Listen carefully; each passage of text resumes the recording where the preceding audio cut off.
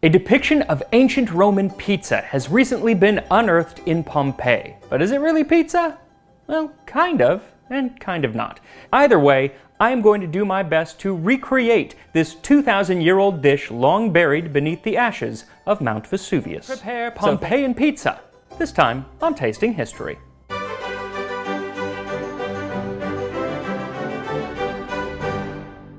So just a couple weeks ago, archaeologists working in Region 9 of Pompeii uncovered this fresco showing a silver tray with a leavened flatbread with toppings, along with assorted fruit and a goblet of wine. Now the style of this painting is called xenia, which comes from the Greek word that referred to a sort of social contract between hosts and guests, part of which was an offering of food to the guests, and the ancient Roman author Vitruvius wrote about this style of art in the 1st century BC. When the Greeks became more luxurious and their circumstances more opulent, they began providing dining rooms, chambers, and storerooms of provisions for their guests. And on the first day, they would invite them to dinner. This is why artists called pictures representing the things which were sent to guests xenia. So even 2,000 years ago, there was art history. So figuring out exactly what is depicted in this xenia is a little tricky. The archaeologists are fairly certain on some things like the wine, bread, pomegranate, dates, and the fruit of the strawberry tree, or corbezzolo, which is the national tree of Italy, and despite its name has nothing to do with strawberries. But then there are also some more less obvious things like these items in front. Some have said that they look like mushrooms, though based on the art style, it's probably more likely that they are some sort of nut, but who really knows? Now, when it comes to the pizza and its toppings, well, it's kind of anyone's guess. Maybe that's cheese? Maybe bits of fruit? What's definitely missing is tomatoes, as those wouldn't even show up in Europe for another 1,500 years. And if there was cheese, it's very unlikely that it was anything like today's mozzarella, so while it may have some of the hallmarks of a pizza, I don't think it's going to be available for delivery anytime soon. Now, some scholars have suggested that one of the ingredients that probably is on this bread is sort of pizza-like, insofar as it is a kind of spreadable cheese, and that was called moretum. So that's what I'm going to be making today. Now, there are several ancient recipes for moretum, one of which includes pine nuts and is probably the precursor to pesto, but my favorite recipe actually comes from a poem because if you've watched this show, you know I love recipes in poetic form. The poem, often attributed to Virgil, is called, fittingly, Moretum, and is really quite long, so I'm just going to read the parts that are recipe-like. Digging in the earth, he pulls up 4 heads of garlic. Then he desires the parsley's graceful foliage and the stiffness-causing rue, and trembling on their slender thread, the coriander leaf. And when he has collected these, he sits before the fire and loudly asks his wench for the mortar. The garlic bulbs he rinses and strips, then throws into the hollow stone. On these he sprinkles grains of salt, and cheese is added, then he introduces the herbs. The reeking garlic with the pestle breaks, then everything he crushes all alike. His hand in circles moves, until the ingredients lose their separate colors, and out of many colors comes one, neither wholly green nor shining white. Then drops of Athena's olive oil he adds, and pours a little of his sharp vinegar, and again works the mixture together. Like I said, there's a lot more to it, sometimes with erotic undertones, but that is the recipe portion of the poem. Now, something interesting is that the motto on the United States Great Seal, E pluribus unum, from many one, comes from this poem. Of course, instead of referring to 13 colonies becoming one country, here it refers to the different colors of ingredients being combined to make a new color, so a little different. And it's always interesting how language can do that, really be used in very different ways. Same language, very different meaning. German has a lot of these words and phrases, like Kummerspeck, which literally means grief bacon, but refers to the excess weight that you put on from emotional eating. And I'm learning different idioms now. I wonder what the German word for moretum is. But regardless, this is how you make it. You'll need 2 small heads of garlic, and I know he says 4, but I'm guessing he's making a massive amount of this because 2 is going to be very garlicky. A large handful of parsley, a large handful of cilantro or coriander leaf, a small handful of roux, if you can find it. It's not something you're going to just be able to pick up at the store. I'm growing it in my garden, so I do have some fresh roux. You can get the dried kind online. I'll put a link to that in the description. Though, if you or anyone going to be having this is with child, do not eat the roux. It is not good. In fact, if you just don't want to have it at all or you can't find it, just use celery leaf. It's similar. 1 teaspoon of salt, 10 ounces or 280 grams of white cheese. I'm using fresh sheep's cheese. That's hard to say, fresh sheep's cheese, but you can use any kind that you want. He's not that specific, but it does need to be white because he is specific about that. Then 1 tablespoon of olive oil and 1 tablespoon of white wine vinegar. So first peel your garlic and chop it up, then chop your herbs. And then he says to crush the garlic in a mortar. But he must have had a huge mortar because just those 2 cloves half filled up my mortar. So I very quickly switched to a food processor, and I suggest you do the same. Then add the salt and the cheese. There is no way this amount of cheese would have ever fit in my mortar. Then add in the herbs and blend until, as he said, the white of the cheese and the green of the herbs have become one. E pluribus unum. Finally add the olive oil and the white wine vinegar and blend until smooth. Then set that aside as we make our bread. Now exactly what this bread is very hard to tell, but it does seem that there is a depiction of it without toppings in another fresco from Pompeii. And it looks as if there's maybe some sort of trench running around just inside the edge of the bread, possibly to keep the food from falling off like a pizza crust. Those breads were sometimes called mensae, or singular mensa, and would be similar to the trenchers of the Middle Ages. They were just there to kind of hold your food like a plate. In fact, it means table. Mensa meant table. And these tables are referred to in another Virgil poem called the Aeneid. In it, the hero Aeneas is given a prophecy that he will establish a new city, but not before a deadly famine has come upon you, and the guilt of our blood drives you to gnaw round the edges of your tables, to put them between your teeth and eat them. We'll flash forward, and he and his men are now in Italy, and they're eating a rather meager meal of some fruit piled atop bread, and then they start eating the bread, and Aeneas realizes, look, we are eating even our tables. This is our home. So in a way, Italy was founded through the eating of pizza. Now, to make this version of ancient Roman pizza, what you'll need is 1 cup or 250 grams of active dough starter. Mine is from whole wheat, but you can use a regular batch of sourdough starter. Either will work. 2 cups or 475 milliliters of warm water. 4 cups or 500 grams of whole wheat flour. 3 tablespoons of olive oil. 1 tablespoon of salt, and 2 tablespoons of honey. Start by whisking the salt into the flour and then add your starter and the water. Combine these until somewhat incorporated and then add in the olive oil and the honey and work the dough for 2 to 3 minutes until everything is well combined. Note that you are not going to be kneading this dough like you would a traditional bread because you don't want it to puff up too big. It's still got to be a flatbread. Once it's become a nice cohesive dough, put a little bit more olive oil on the top and coat the dough. Then set a damp cloth on top and let it rise. And you want this to rise rather slowly. It's going to kind of depend on how active your starter is, but at least 4 hours up to overnight, like 10 or 12 hours would actually be preferable. But it'll probably need to be in a cool place to do that.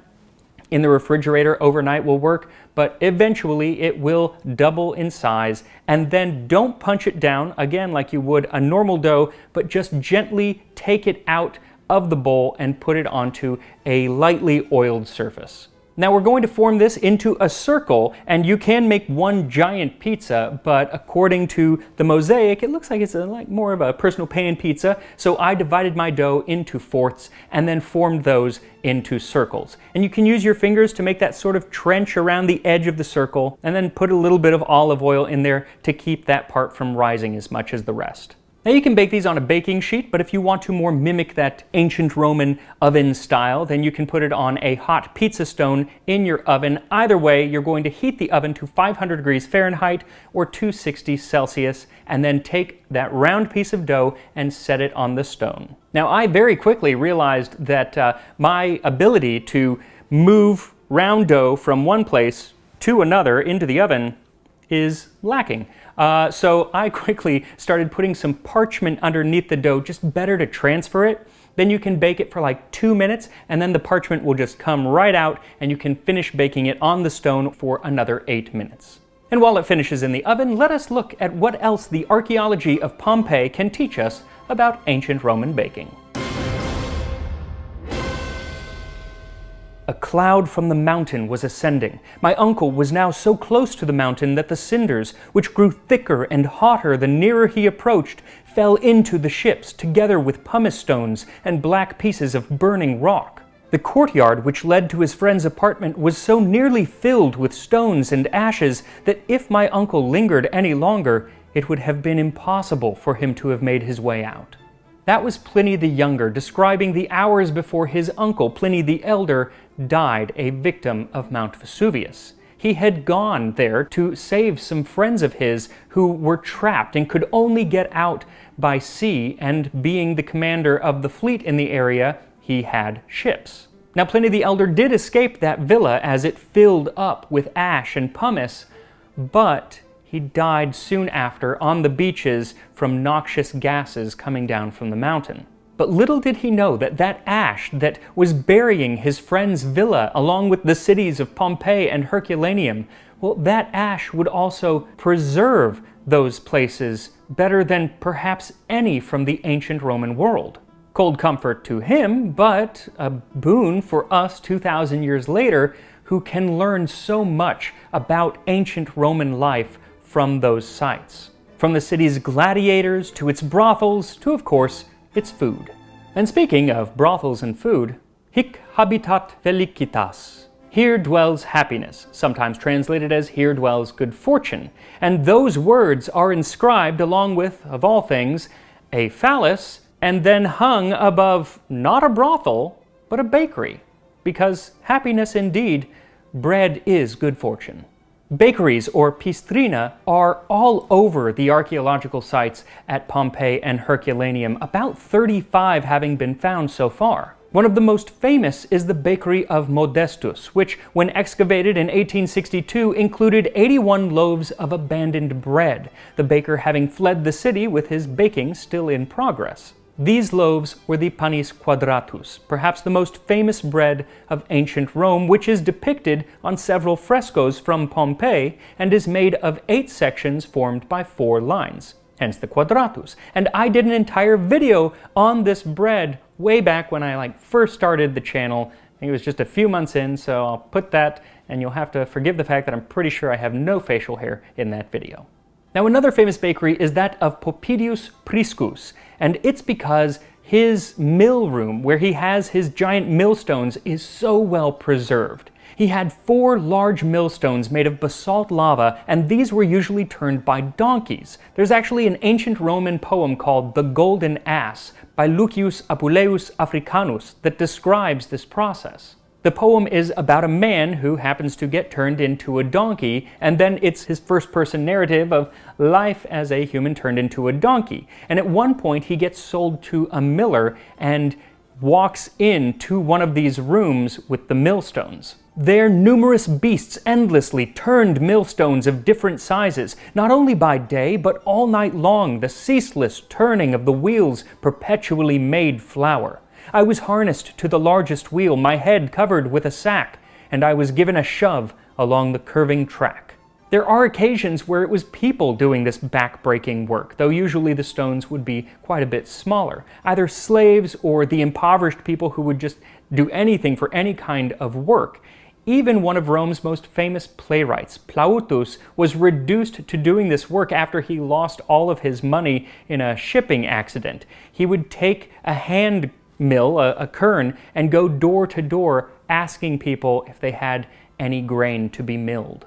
But regardless, once your grain was milled, you could make it into dough. And at the bakery of Popidius Priscus, this was done in the next room over, where he had massive mechanical paddles that would do the kneading. In fact, at his and other large bakeries, there was almost nothing done by hand except for the shaping of the loaves and putting the stamp on them. These were sometimes called signaculum, and were like putting a logo on your product, but less for advertising and more for quality control. Especially if it was bread that you were really, really proud of. You didn't want other people's inferior bread to be confused with your brand. So you would put your stamp on there and say, this is Max's bread. Now, giving out quality bread was very, very important, not only for your business, but it could even get you into public office. There are numerous pieces of graffiti in Pompeii that are endorsing people for public office. And one says, I beg you to elect Gaius Julius Polybius to the office of Aedile. He gives good bread. Other election graffiti in the city includes endorsements like the chicken vendors request that you elect Epidius and Suetius as duovirs. And of course, the city's bakers and millers got in on the endorsements as well, because together they were very strong and influential groups, almost like trade unions of the day. And it really reminds me of that wonderful scene in the first season of the show Rome. The Guild of Millers uses only the finest grains, true Roman bread for true Romans. Just like this true Roman bread that should be ready to take out of the oven. So once baked, remove the bread and make sure it's got a nice color on the bottom, and then let it cool just for a moment before you spread your moretum on top. Remember to use just a little bit because it is very, very garlicky. My entire house smells like garlic right now. Then you can top it with things like white cheese, dates, pomegranate, or whatever else you thought you saw in the fresco. And here we are, the pizza of Pompeii. Now again, they probably would have just taken pieces off of here and just eaten them at first, take a date or pomegranate or whatever and eaten it, and then finished the bread and dipped it with some cheese and everything. But I did a little slice just cuz, why not? Here we go.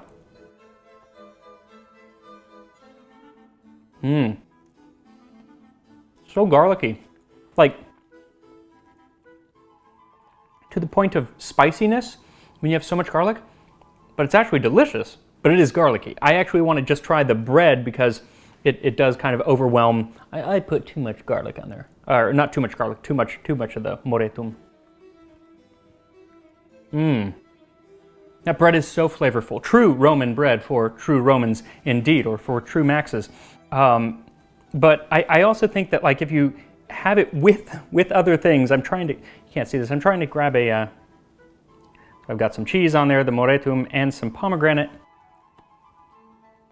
That sweetness cuts through. That's the way to do it. Now, one thing that you'll notice is not on this is that ancient Roman condiment, garum. But I am finally making the long version of garum. It is currently in my backyard. It doesn't smell as bad as I would have thought. It's slowly digesting itself fish in salt. So that video will probably be out in the fall, I'm thinking, because it does need a couple more months in this hot sun. But yeah, and I recently made a t-shirt with "You Had Me at Garum," so I'll put that link in the description. And I'll see you next time on Tasting History, where I will have probably eaten all 4 of these and will be a few pounds heavier. Say you find yourself in ancient Rome and you get invited to a banquet. What do? How do you behave? What are the table manners of an ancient Roman? Well, I'll tell you as we make this dessert commonly served in ancient Rome, a cheese fritter known as encitum.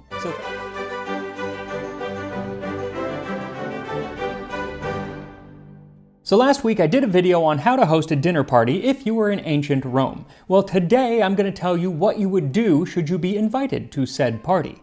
Now, there are lots of do's and don'ts that we'll get to, but the first thing to know is that other than soup, most of the eating will be done with your hands. And so I wanted to find a recipe that could be eaten with your hands. And so I found this recipe from Cato the Elder for encitum. Make encitum the same way as globi, except that you use a vessel with a hole in the bottom which you can stream through into hot fat, and shape it like the spira, coiling and turning it with 2 sticks. Spread and color with honey while still warm. Serve with honey or with mursum.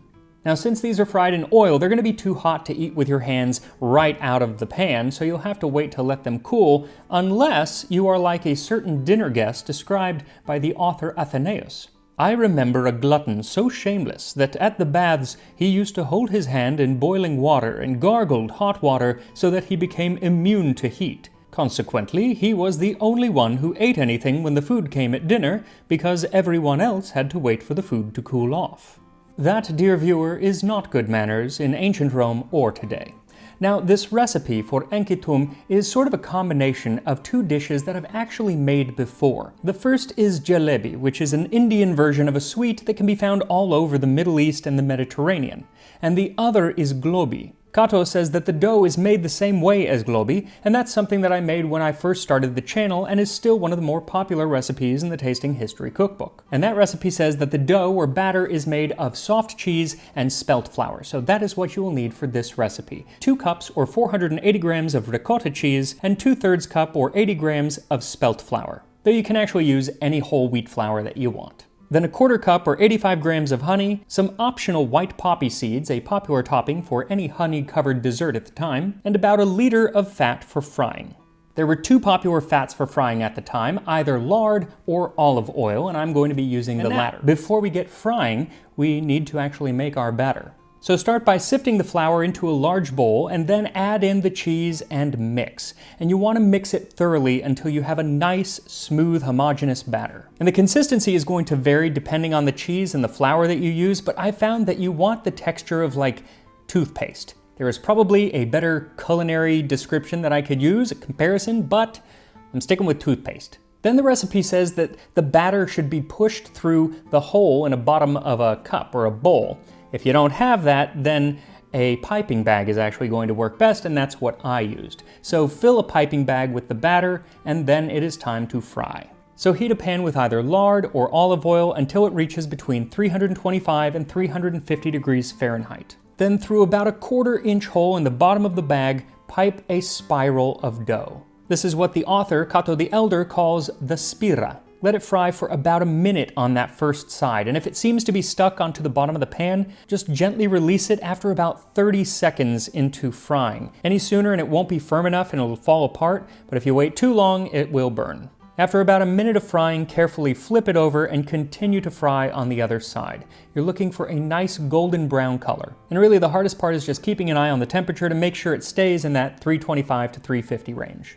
Once the enkitum is fully fried, transfer it to a rack to drain over some paper towel, and repeat the process until you have used up all the batter. This should make between 12 and 15 depending on the size. Now these would have likely been served near the end of an ancient Roman banquet, but before you get there, I think that we need to start at the very beginning. It's a very good place to start. So let me tell you how you're going to score an invitation to an ancient Roman dinner.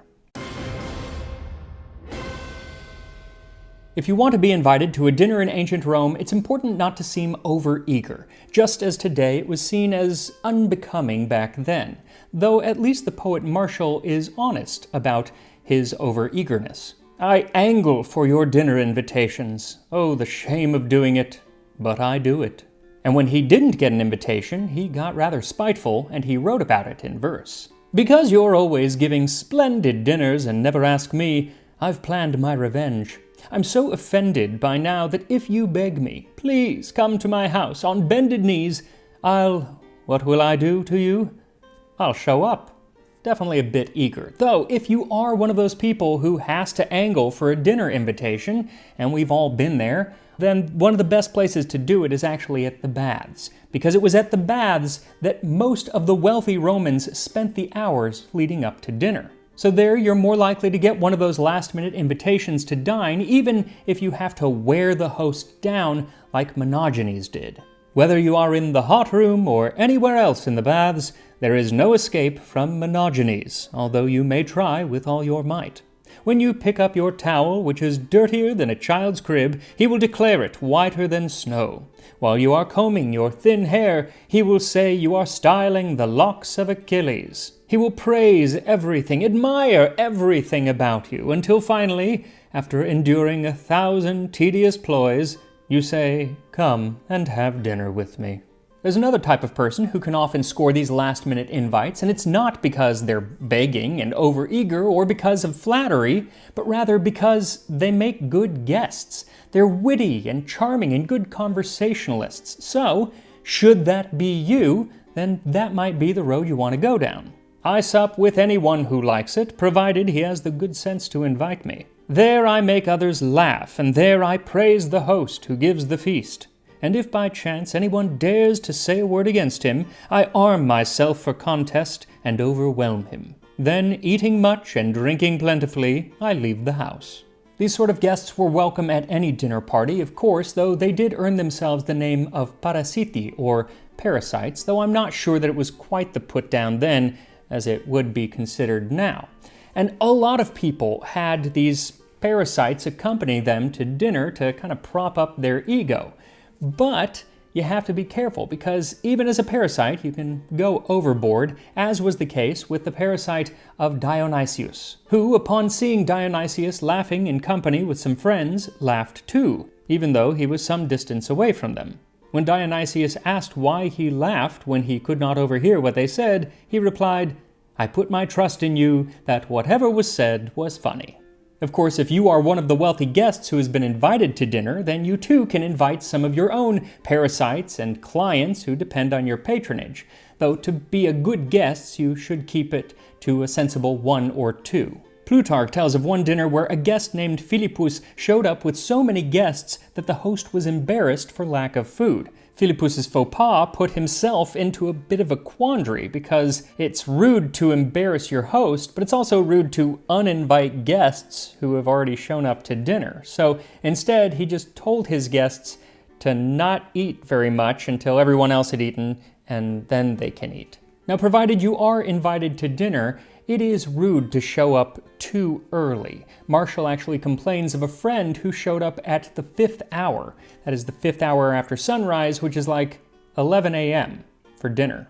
Your servant has not even announced the 5th hour, and yet you have already arrived as my dinner guest, Caecilianus. My kitchen is still closed and chilly, since the stove is without a fire.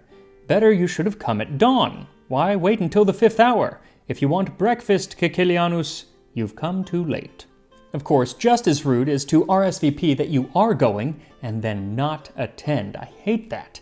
And Pliny the Elder actually jokingly wrote to a friend who did this. "What a fellow you are! You promised to come to dinner and then failed to turn up. You must pay the money I am out of pocket to the last sestertii, and you will find the sum is no small one." But let's assume that you have the common decency to arrive and to do so on time. What are you going to wear to dinner? Well, it kind of depends on when in Roman history you're at and what kind of dinner it is. If it is a very formal banquet, you are going to wear a toga cenatoris. This was an expensive toga made of thin white wool of the highest quality, fine dining dinnerware during the Republic, though during the Empire, the colored toga became far more popular for meals. For to quote Albert from The Birdcage, one does want a hint of color. Now, if your dinner is not overly formal and just kind of a nice gathering of friends, then you'll probably just wear a synthesis or a cenatoria, which is basically a dinner suit. It's better than a tunic, but not nearly as nice as a toga. What you will not wear to dinner is a sword or any kind of weapon. Since the beginning of the Republic, wearing weapons or bringing weapons to dinner was seen as very ill-mannered indeed. And eventually, this also applied to metal of any kind, even jewelry.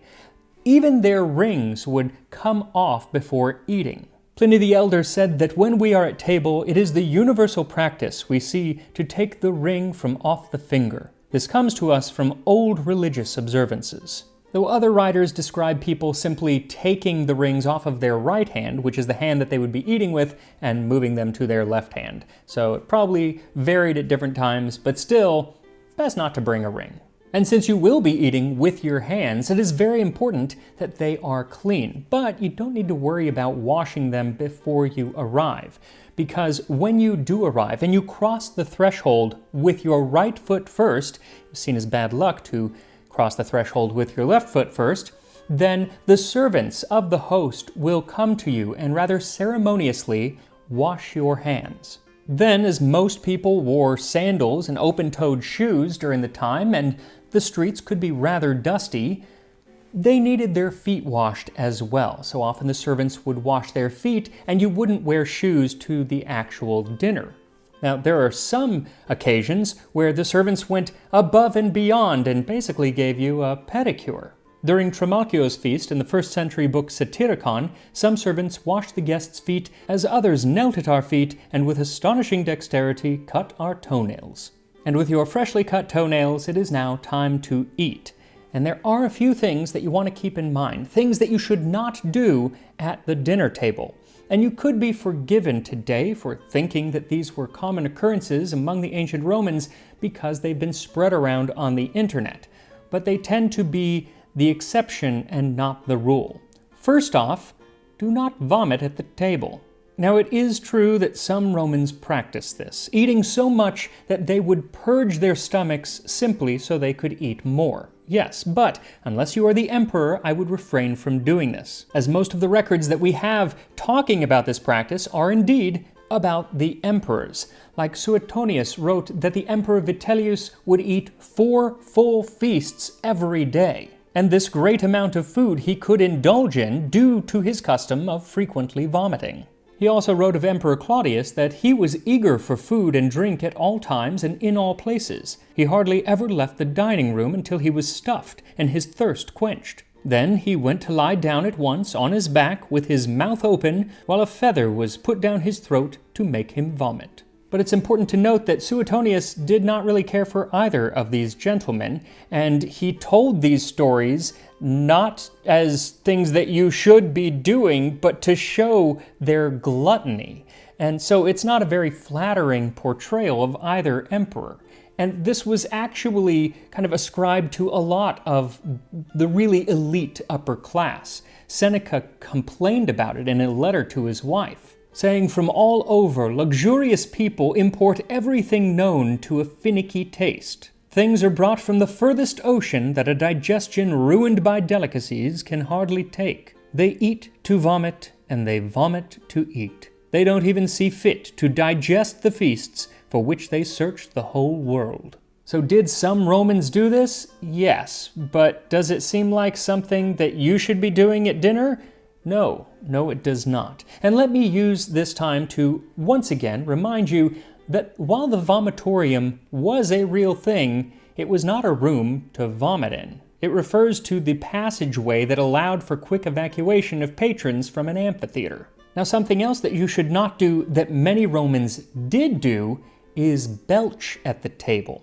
This too was ascribed to Emperor Vitellius when he once had dinner amongst the common people at an inn. He met with the travelers and asked them if they had got their breakfasts, and let them see by belching that he had eaten his. The passage suggests that among the common people this was a practice that was permitted, but the fact that it is called out by Suetonius infers that it was not permitted in polite society. And since you are at a dinner party, you are among polite society. Though, should you have the overwhelming urge to expel gas from your body at dinner, at least the Emperor Claudius thinks that that was preferable to holding it in to the detriment of your own health. It was once written that he considered passing an edict making it acceptable to break wind, quietly or even loudly, at the dinner table, after he heard of a man who was so polite that he endangered his health by holding it in. And with that, let us leave the realm of bodily functions and instead discuss that most grievous of offenses that one can commit at an ancient Roman dinner, and that is overt gluttony. People who eat too greedily of the communal dishes irritate those that are a little slower and who can't quite keep up.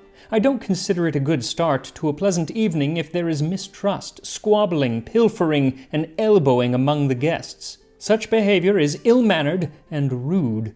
Martial once again calls out his friend Caecilianus, that same friend who arrived at dinner at 11 a.m., for eating too greedily. "Tell me, what madness is this? While a whole crowd of invited guests is looking on, you alone, Caecilianus, devour the truffles. What curse shall I give you that is worthy of so large a stomach and throat, that you may eat a truffle such as Claudius ate?" Claudius was said to have died from eating a poisoned truffle or mushroom, a dish I actually made last year when I covered the history of royal taste testers. Of course, the one that I made was not poisoned.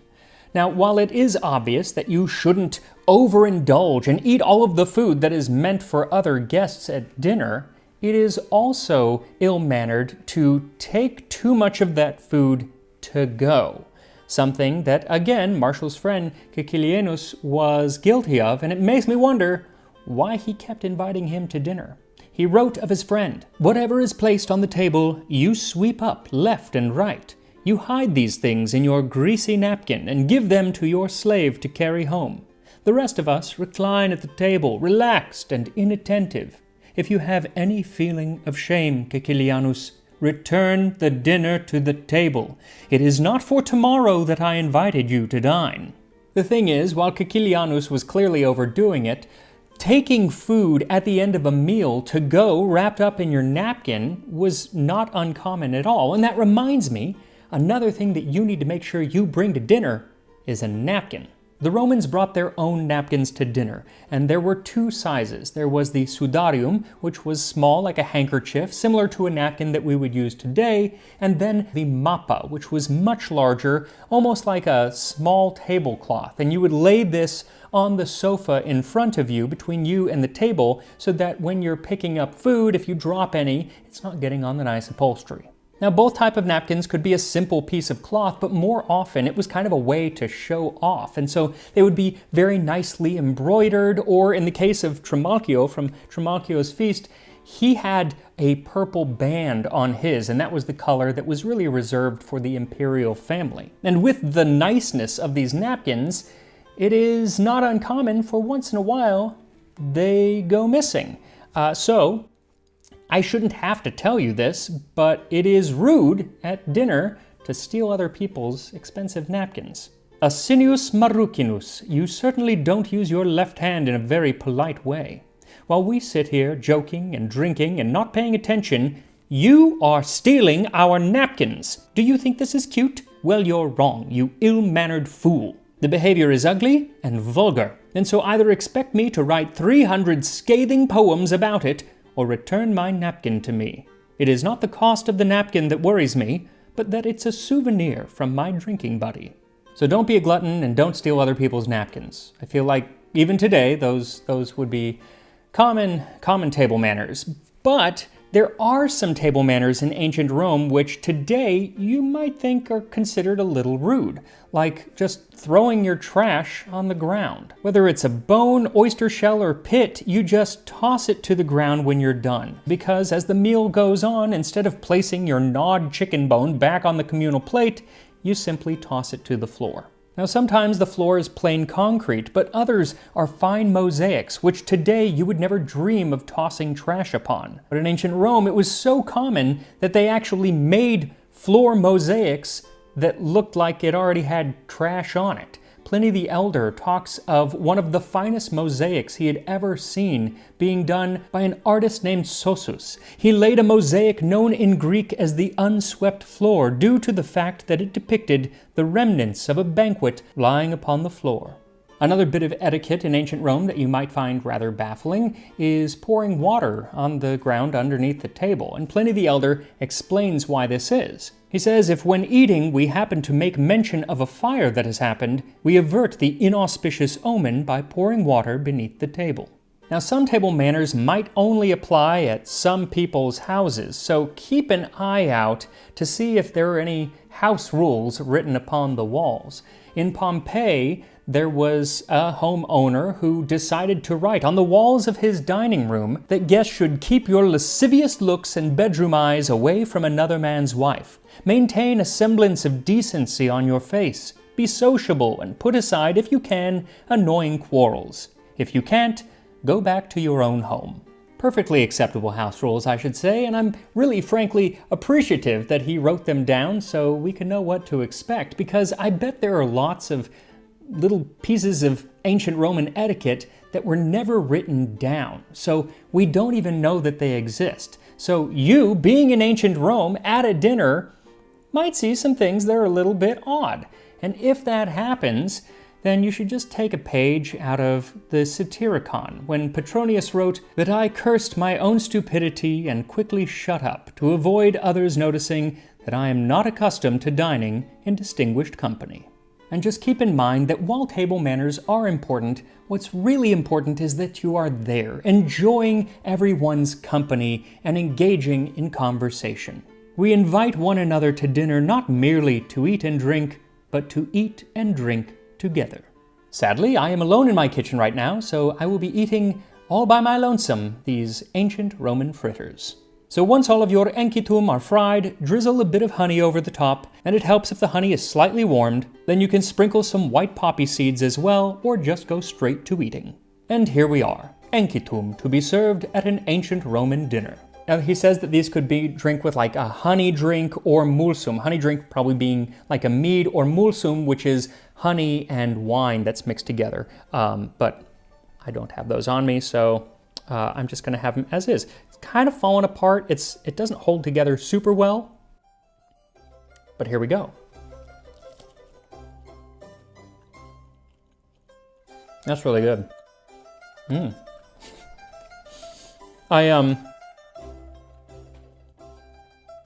So it was crispy right when it came out of the fryer. Now they are soft, so they will soften up very quickly, but the flavor's really good. You know what it reminds me of is like a healthy pancake batter, but with honey on it. That's really good. And the texture is fun because it's like a little squiggle. Stop eating. I'm gonna eat all these. Yeah, I kind of didn't expect it to be as good as it is. Cheese is the main ingredient, and yet it doesn't taste like cheese at all.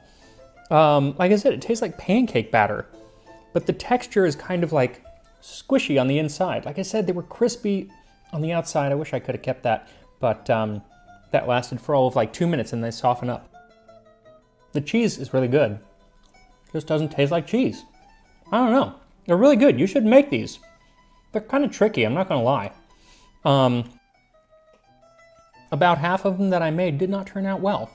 They would come apart in the fryer and everything, but even if you only get half, then that's pretty good.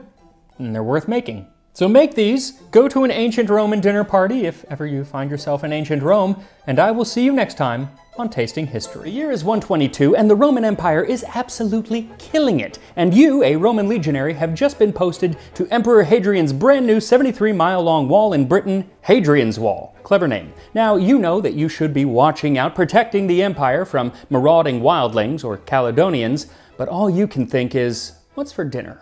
Well, how about this dish of Minutal Matianum, ancient Roman pork with apples, this time on Tasting History.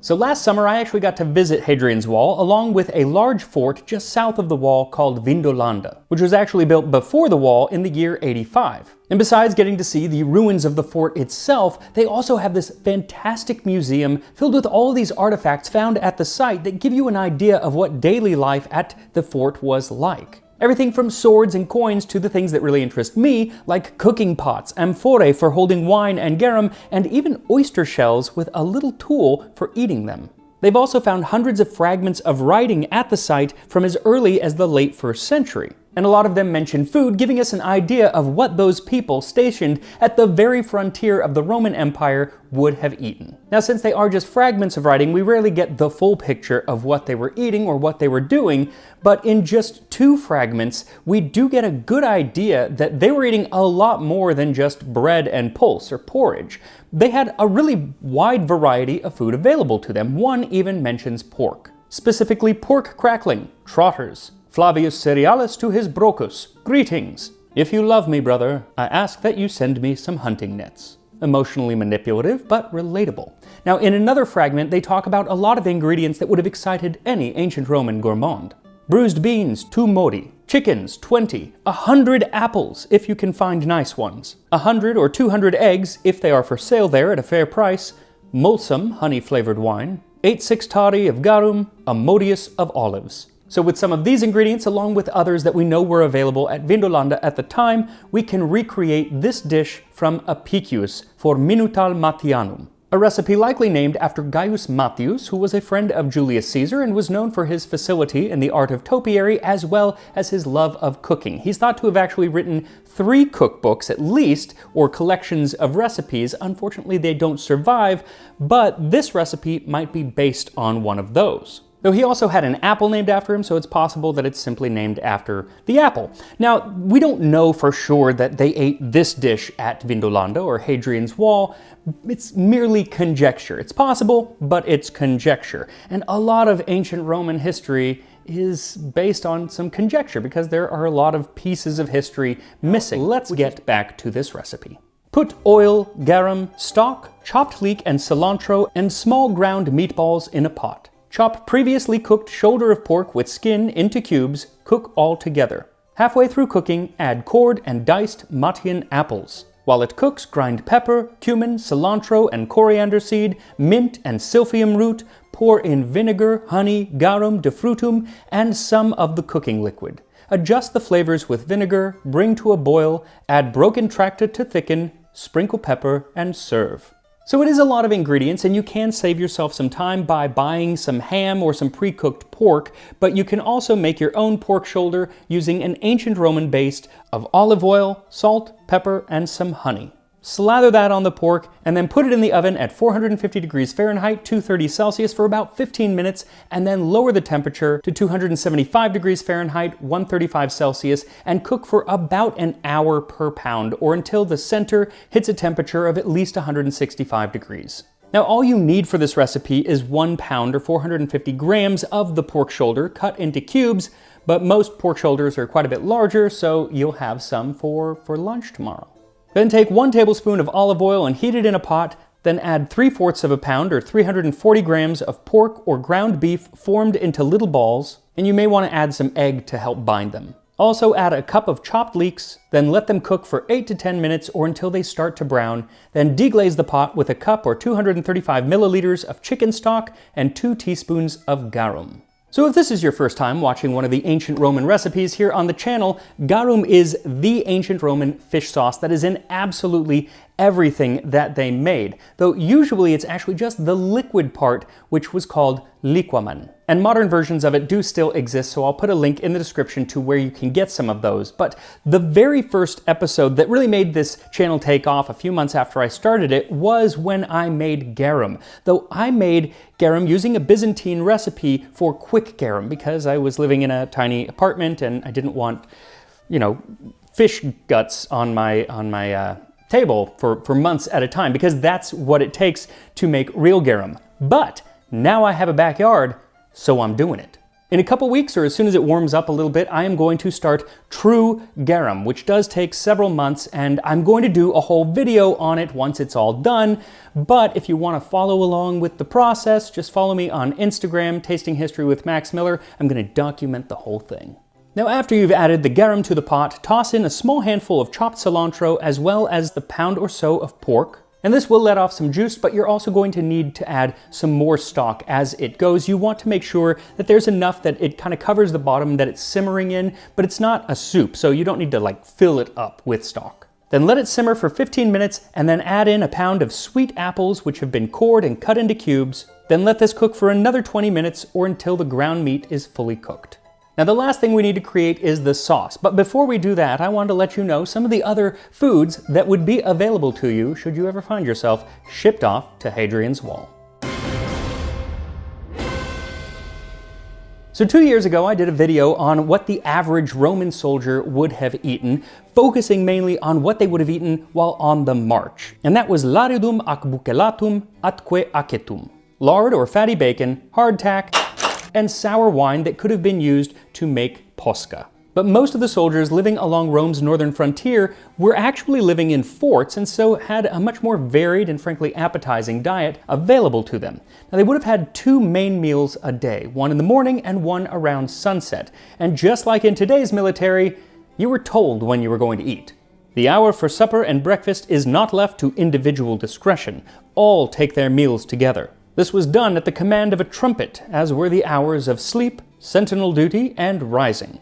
Though like me, the average Roman soldier did like a snack, and so they would have been able to eat throughout the day on foods that they carried with them, like nuts and wild berries, like sloe berries, raspberries, and wild strawberries, all of which grew in the area. Now, at many of the forts, there was no large mess hall where all of the men got together in one spot to eat, but rather each sentry, or more often a pair of sentries, would find a spot to eat together. A sentry being 80 soldiers with a centurion to lead them. And that centurion was usually the one making the decision on who made the meals, because there was rarely, if ever, like a designated cook who that's his only job.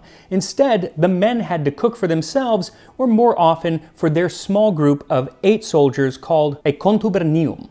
This was the smallest organized group of soldiers in the Roman army, and each day one of them would usually be tasked with grinding all of the grain for the other 7 men. And according to records, that took 4 hours of grinding grain by hand.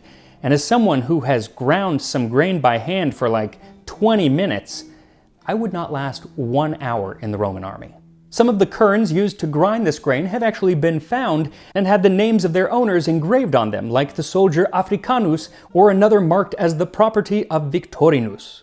But exactly what grain Victorinus would have been grinding depended on several factors. Now, ideally, it would have been wheat, mostly spelt or bread wheat or common wheat, which were grown throughout the area and so would have been easily had, though rye and oats seem to have been used frequently as well. They were likely the grains that were grown by the local Britons, who get several mentions in those writings from Vindolanda. You will receive out of the Britons' carts 381 modi of grain. Furthermore, they have loaded 53 modi into each individual cart.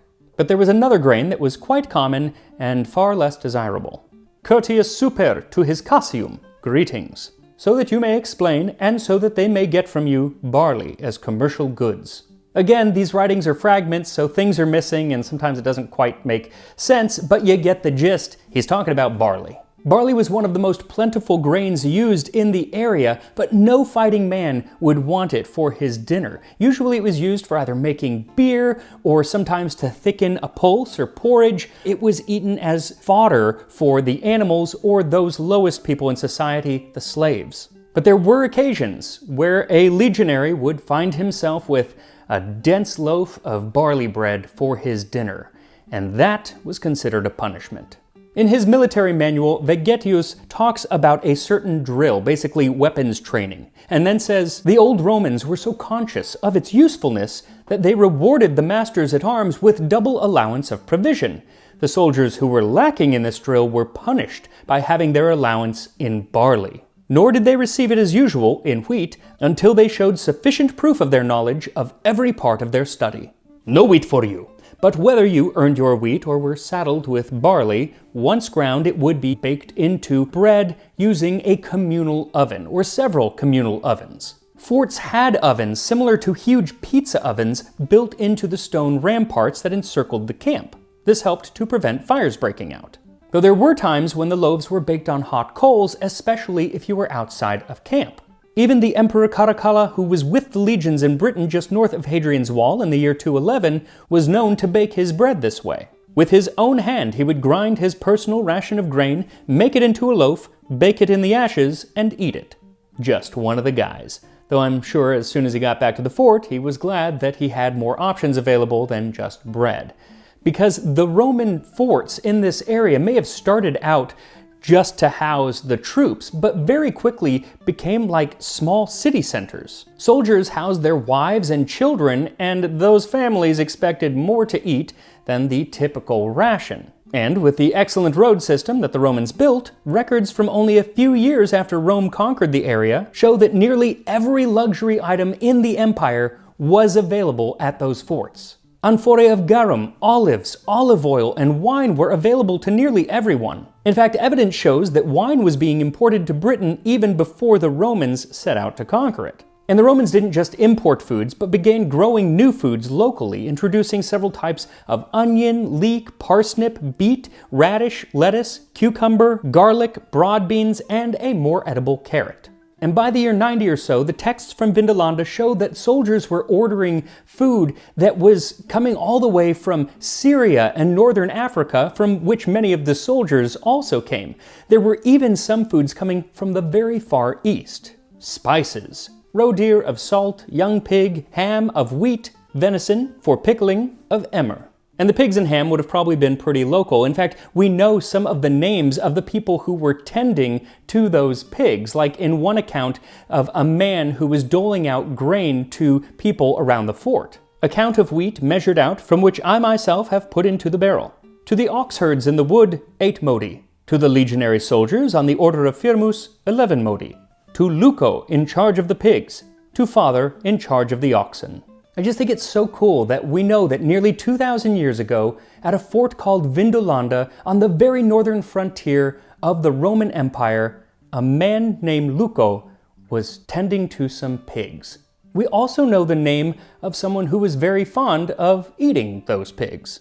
Felicio the centurion, bacon 45 pounds, likewise lard 15.5 pounds. Felicio the centurion as a loan, 21 May, received spices, a half sextarius, a half denarius. Received gruel, received eggs.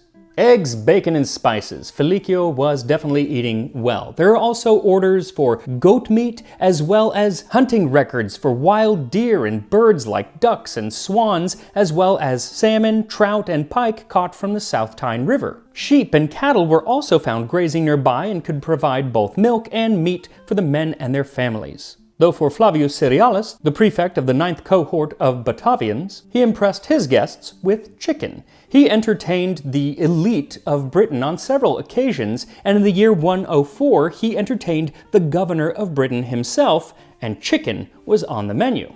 1st of May for the Singularis. On the visit of the governor, consumed at lunch chickens, number 4. And they would have been well flavored, as they ordered and brought through adiutor from London a set of cooking bowls, 10 denarii, mustard seed, anise, caraway, thyme, 1 sextarius, 1/8 denarius. And as one mustn't neglect their veggies, there is a record of one Julius Verecundus sending his slave to pick up some greens, and then gently admonishing him for mixing up the keys. Julius Verecundus to Audax, greetings. As soon as it will have been possible, send in the morning part of the load which I have today dispatched to you with 2 loose horses, lest it be damaged by the conveyance in which the greens will be brought, that is, the shoots both of cabbage and of turnip, and send them. Also, you sent another key with the box than you should have, for this is said to be the key of the little storeroom. Now, as I mentioned, wine was widely available to the men, whether it was the fine wine that came from Greece or the sweet wine, passum, that came from usually Italy, or the wine acetum, or a sour wine, and that was used to make posca. And surely the men that were stationed there who had grown up around the Mediterranean would have preferred wine to drink. But most of the first garrisons in the area were actually Tungrians and Batavians. And while Roman citizens, they did not come from Italy, but from the lands that are now northern France and the Netherlands. And according to Tacitus, their drink is a liquor prepared from barley or wheat, brought by fermentation to a certain resemblance of wine. That is, beer, or a form of it, and most Romans had a contempt for it and the people who drank it, and no one had more contempt for it than Pliny the Elder. They take these drinks unmixed, and do not dilute them with water the way that wine is modified, and yet, by Hercules, one really might have supposed that there the earth produced nothing but grain for the people's use. Alas, what wondrous skill, and yet how misplaced. Means have absolutely been discovered for getting drunk upon water even. But those Tungrians and Batavians guarding Britain absolutely loved it. There are many, many orders for this Celtic beer. Musculus to Cerealis, his king, greeting. Please, my lord, give instructions as to what you want us to have done tomorrow. Farewell. My fellow soldiers have no beer. Please order some to be sent.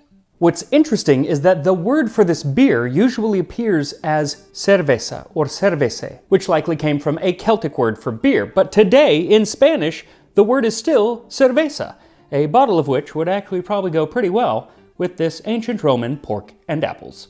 which still needs a sauce. So for that, what you'll need is 1 teaspoon of cumin, 2 teaspoons chopped cilantro, 1 tablespoon of coriander seeds, 2 teaspoons chopped mint, and 1 teaspoon of peppercorns, or about 4 long pepper. Both were available in ancient Rome, though long pepper did tend to be more expensive, which is actually still the case today, but probably because it's a little bit better. It doesn't have quite as much heat, but it has more flavor to it, so I do prefer it, and I'll put a link in the description to where you can get that, as well as asafoetida. You'll need a half teaspoon. And this was the pungent replacement for Rome's favorite spice, silphium, which was thought to have gone extinct during the time of Nero, and so they used this as a replacement. Though recently, they think they've actually maybe found silphium growing again in Turkey. They don't know, but they think probably. But either way, you're not going to get your hands on it, so stick with the asafoetida. So grind all of these together, then put them in a saucepan with a 1/4 cup of white wine vinegar, 2 tablespoons of honey, 1 teaspoon of garum, and a 1/4 cup of de frutum. And that is grape must that has been reduced to a thick, sweet syrup, and today you can buy it under the name Saba or Sapa, and it's my new favorite condiment. I put that on everything. Finally, add a 1/4 cup of the liquid from the simmering meat and stir everything together, bringing it to a gentle boil. Then mix 2 teaspoons of starch or corn flour in with a little water and add that to the sauce and let it simmer for a couple minutes as it thickens. Then dish up the pork and apples, pour the sauce over it, and here we are. Ancient Roman pork with apples. We'll put a little cracked pepper on that puppy and give it a try. So we will go with just some of the pork, but I'm going to dip it into the sauce because that's what you really want. Here we are.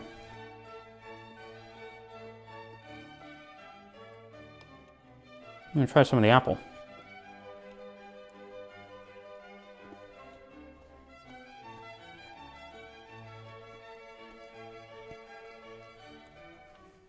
That's fantastic. There's definitely something very ancient Roman about the flavor with the de frutum and the garum and asafoetida, but there's something also very familiar with it. It hits you, the vinegar really hits you, so it's kind of sour at first, but then that quickly fades away and it just becomes sweet and yet aromatic and complex. This, I think, is the best ancient Roman dish that I have made. It is definitely the best ancient Roman dish that I've made. I'm going to try one of the meatballs. That's awesome. That's me patting my own back because that is fantastic. You know, with ancient Roman cooking, they don't give you the exact quantities of everything, so you kind of have to make it up yourself to your tastes, and this is definitely to my tastes. This one is absolutely worth making, and I don't always say that, but this one absolutely is. It's a lot of ingredients, but it's fun and complex and not that hard. So make this one, and I will see you next time on Tasting History. Pop quiz hotshot. What's the Pope's favorite pizza topping? I actually don't know. But in 1570, it might have been rosewater and sugar. And that's what we're making today. A 16th century Italian pizza served in the papal court, which calls for exactly those ingredients. Into the history of pizza, this time on Tasting History.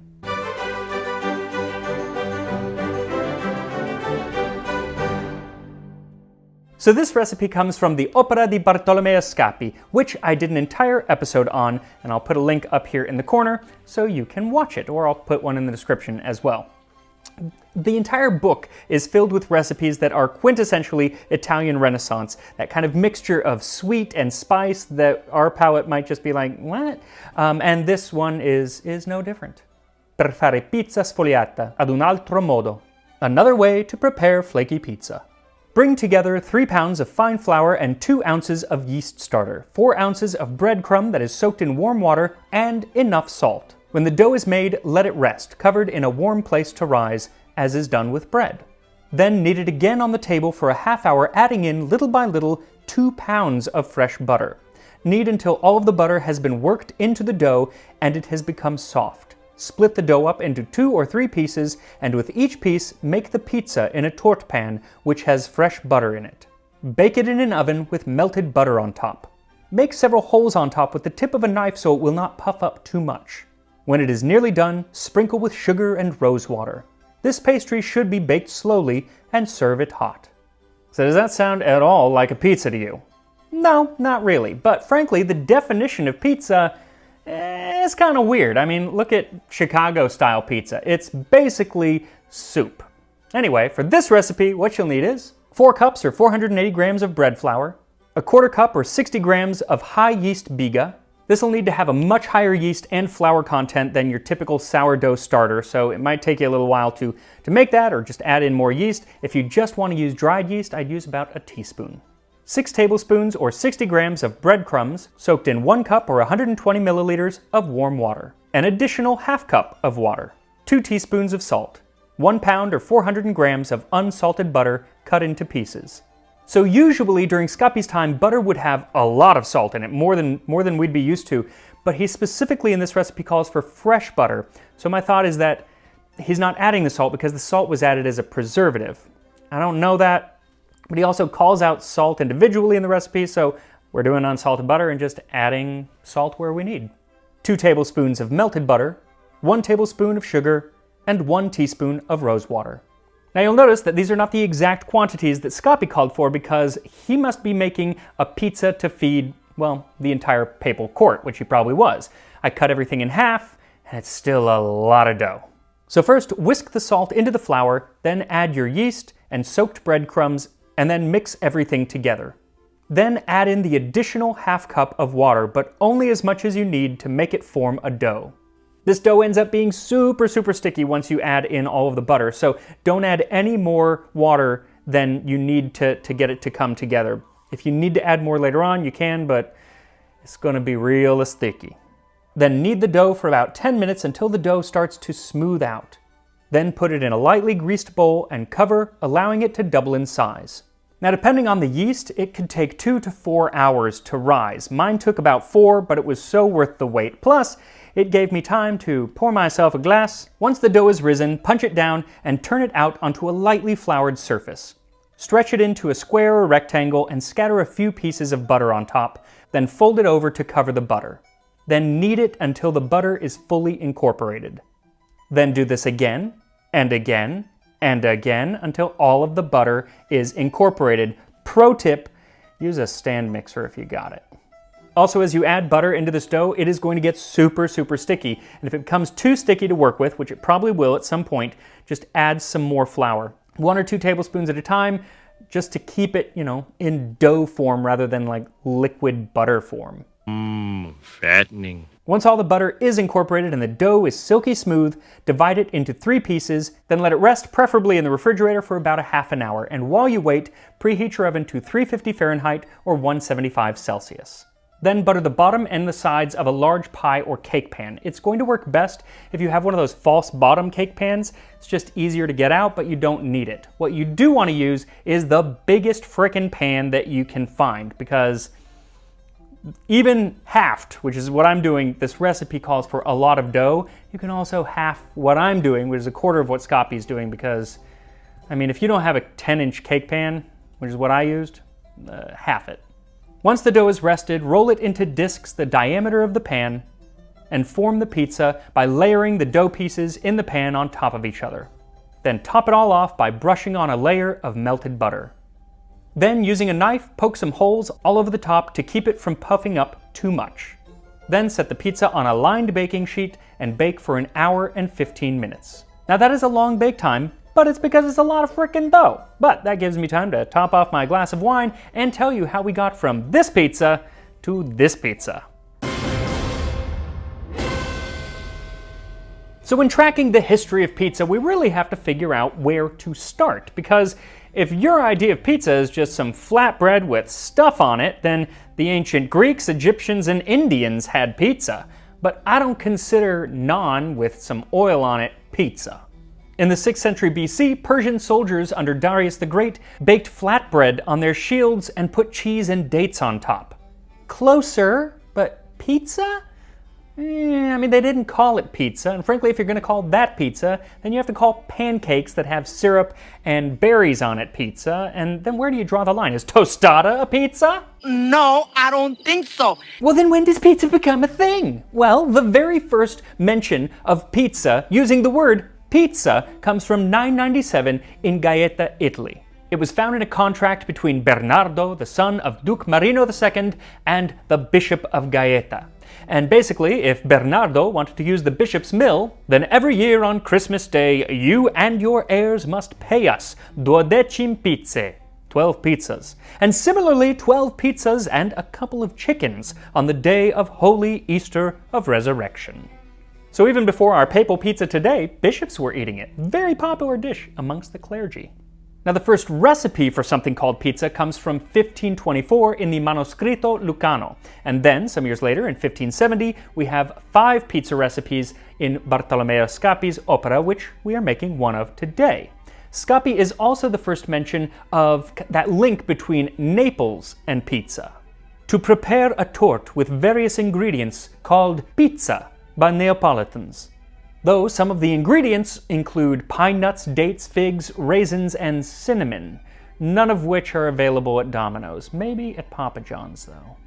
Now that connection between Naples and pizza is very important because Naples is often credited with being the birthplace of what we know as pizza today. But it was not papal pizza like we are making today. It is poor people pizza. It was a food for the poor, or the lazzarone, as Alexandre Dumas said. And he didn't seem to hold them in high regard. But the pizza that they were eating sounds a lot more like what we would know as pizza today. The lazzarone usually eats 2 things: pizza and watermelon. Pizza is round in shape and is kneaded from the same dough as bread. It comes in different widths depending on the price. A 2-farthing pizza is enough for a man, a 2-penny should fill a whole family. The pizza is with oil, the pizza is with bacon, the pizza is with lard, the pizza is with cheese, the pizza is with tomatoes, the pizza is with small fish. The word pizza has lost all meaning at this point in the video. Now he mentions cheese and tomatoes, and those, I would think, are pretty important to pizza today. And for more on the amazing history of tomatoes specifically, you should watch this video up here, I'll put it in the description, on the history of tomatoes, aka the badass name Wolf Peach. It's a really good video. Now the Lazzarone mostly ate these pizzas on weekdays as they saved up their money so they could buy macaroni on Sundays, though macaroni did not necessarily look like macaroni as we think of it. And if you still had trouble saving up enough, then you could get a discount pizza if you were fine with day-old pizza, which I usually am. Dumas even says, there are week-old pizzas for those with small purses. These can, if not pleasantly, at least advantageously replace seafood biscuits. Week-old pizza? Before refrigerators? The cheese is old and moldy. I'm guessing it was one of these pizzas that prompted Samuel Morse, the inventor of the telegraph, to describe pizza as a species of most nauseating cake, covered over with slices of pomodoro or tomatoes, and sprinkled with little fish and black pepper, and I know not what other ingredients. It altogether looks like a piece of bread that had been taken reeking out of the sewer. That was probably just a piece of Chicago-style deep dish. Ooh, fighting words. Now in general, the pizza was not looked on with high regard, and Dumas even says, you can't eat a pizza without risking suffocation. Was Dumas a drama queen or severely gluten intolerant? You decide. Though I do wonder if Dumas actually mixed up this week-old pizza with pizza a otto, which was basically you got fresh pizza today, but you had to pay for it 8 days later, like layaway or the payday lenders of 19th century Naples. Now these pizzas tended to be small, kind of personal-sized pizzas that were sold on the streets by street vendors, though there were some more reputable locations where you could eat pizza, including a tavern that was founded in the 18th century called Pizzeria di Pietro e Basta Così, which translates roughly to the most stereotypically Italian-sounding name ever. Peter's Pizza Place, and that's enough. How great is that? And it is in this shop, later renamed Pizzeria Brandi, where we get pizza's most famous origin story. It's probably, well, it's definitely not completely true. It's probably somewhat true, but here it is. In 1889, Umberto I, king of a recently unified Italy, and his wife, Queen Margherita, decided to branch out from the French cuisine of the palace and headed to Naples, where they commissioned Raffaele Esposito, the then owner of Pizzeria Brandi, to make 3 pizzas. One with lard, one with fish, and one with basil, tomato, and fresh mozzarella. Queen Margherita tried the first pizza and said, "This pizza is too fatty." She tried the second pizza and said, "This pizza is too fishy." Finally, she tried the third pizza, the one with mozzarella, tomato, and basil, and she said, "This pizza is just right." And thus was born the Pizza Margherita. It even had the three colori, or colors, of the Italian flag: green basil, white mozzarella, and red tomatoes.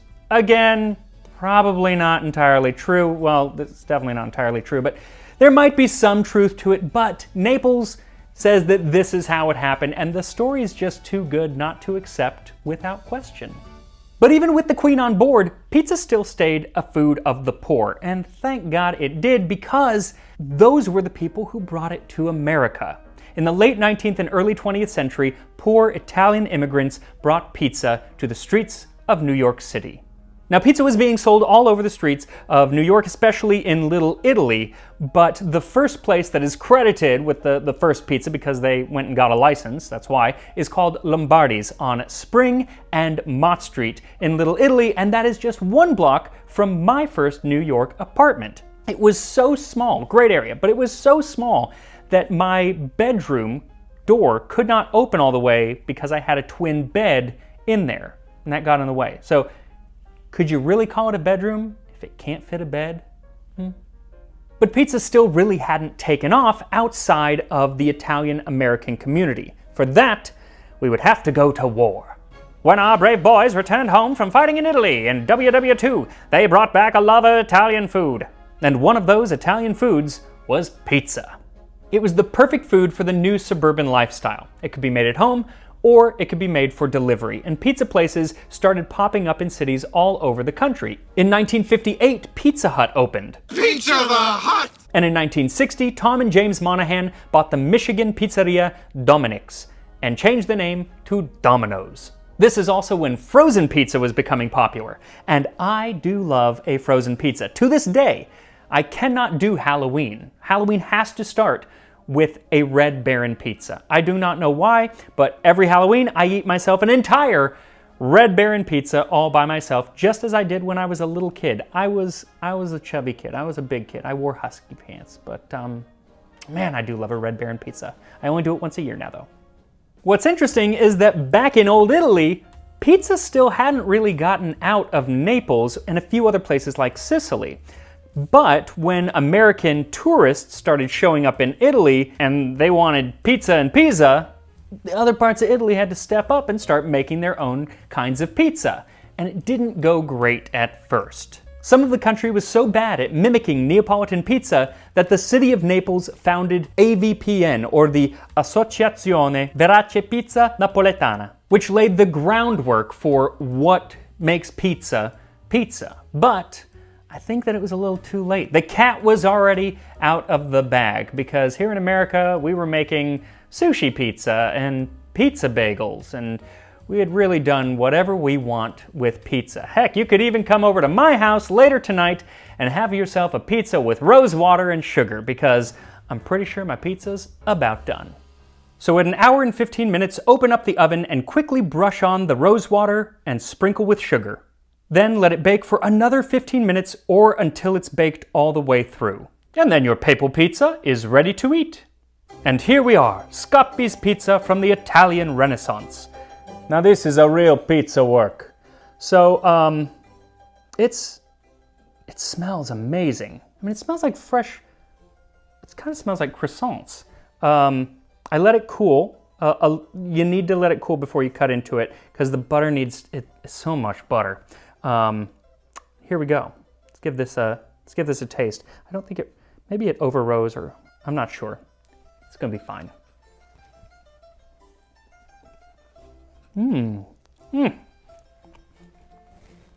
That's delicious. It's not pizza. I mean, that's fantastic. The rose is so subtle. I didn't just taste some of the top. The rose is so subtle. It's there on the top. That's wonderful. Wow. I would make it thinner next time. I'd do like a half of my recipe. I really think that that's probably the way to go. This is nice, but oh my God, it's so much bread. we're not going to eat this. But is it pizza?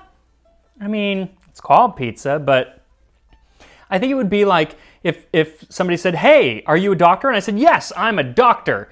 And then they found out I'm a doctor of, like the oboe performance or something like that. I mean, yeah, I'm a doctor, but I'm not a doctor. By the way, I'm not a doctor of anything, so that's just a story. But this is some really good pizza. Just, don't tell your friends that it's pizza. They'll think you're crazy. Instead, tell them this is pizza, which is also delicious, and this is what I'm going to have for dinner tonight. I'll see you next time on Tasting History. That's pizza. That's pizza. So you want to host an ancient Roman banquet. Of course you do. Well, there's lots to know if you want to be a good host, but first and foremost is you need a centerpiece dish, something to really wow your guests, like this ancient Roman recipe for roast flamingo. This time on Tasting History.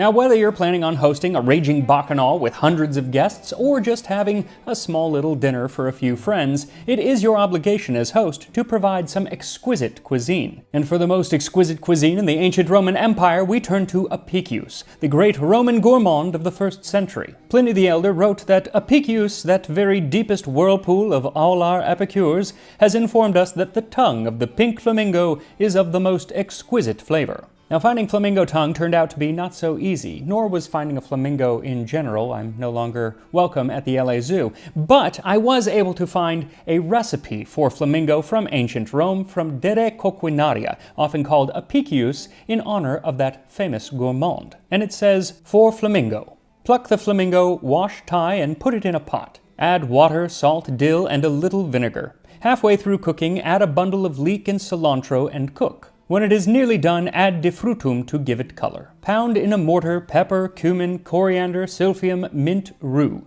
Moisten with vinegar, add dates, pour over some of the drippings. Put it in the pot, thicken with starch, pour the sauce over the bird, and serve. The same recipe can be used for parrot. So should you not be able to find a flamingo, a parrot will do just fine.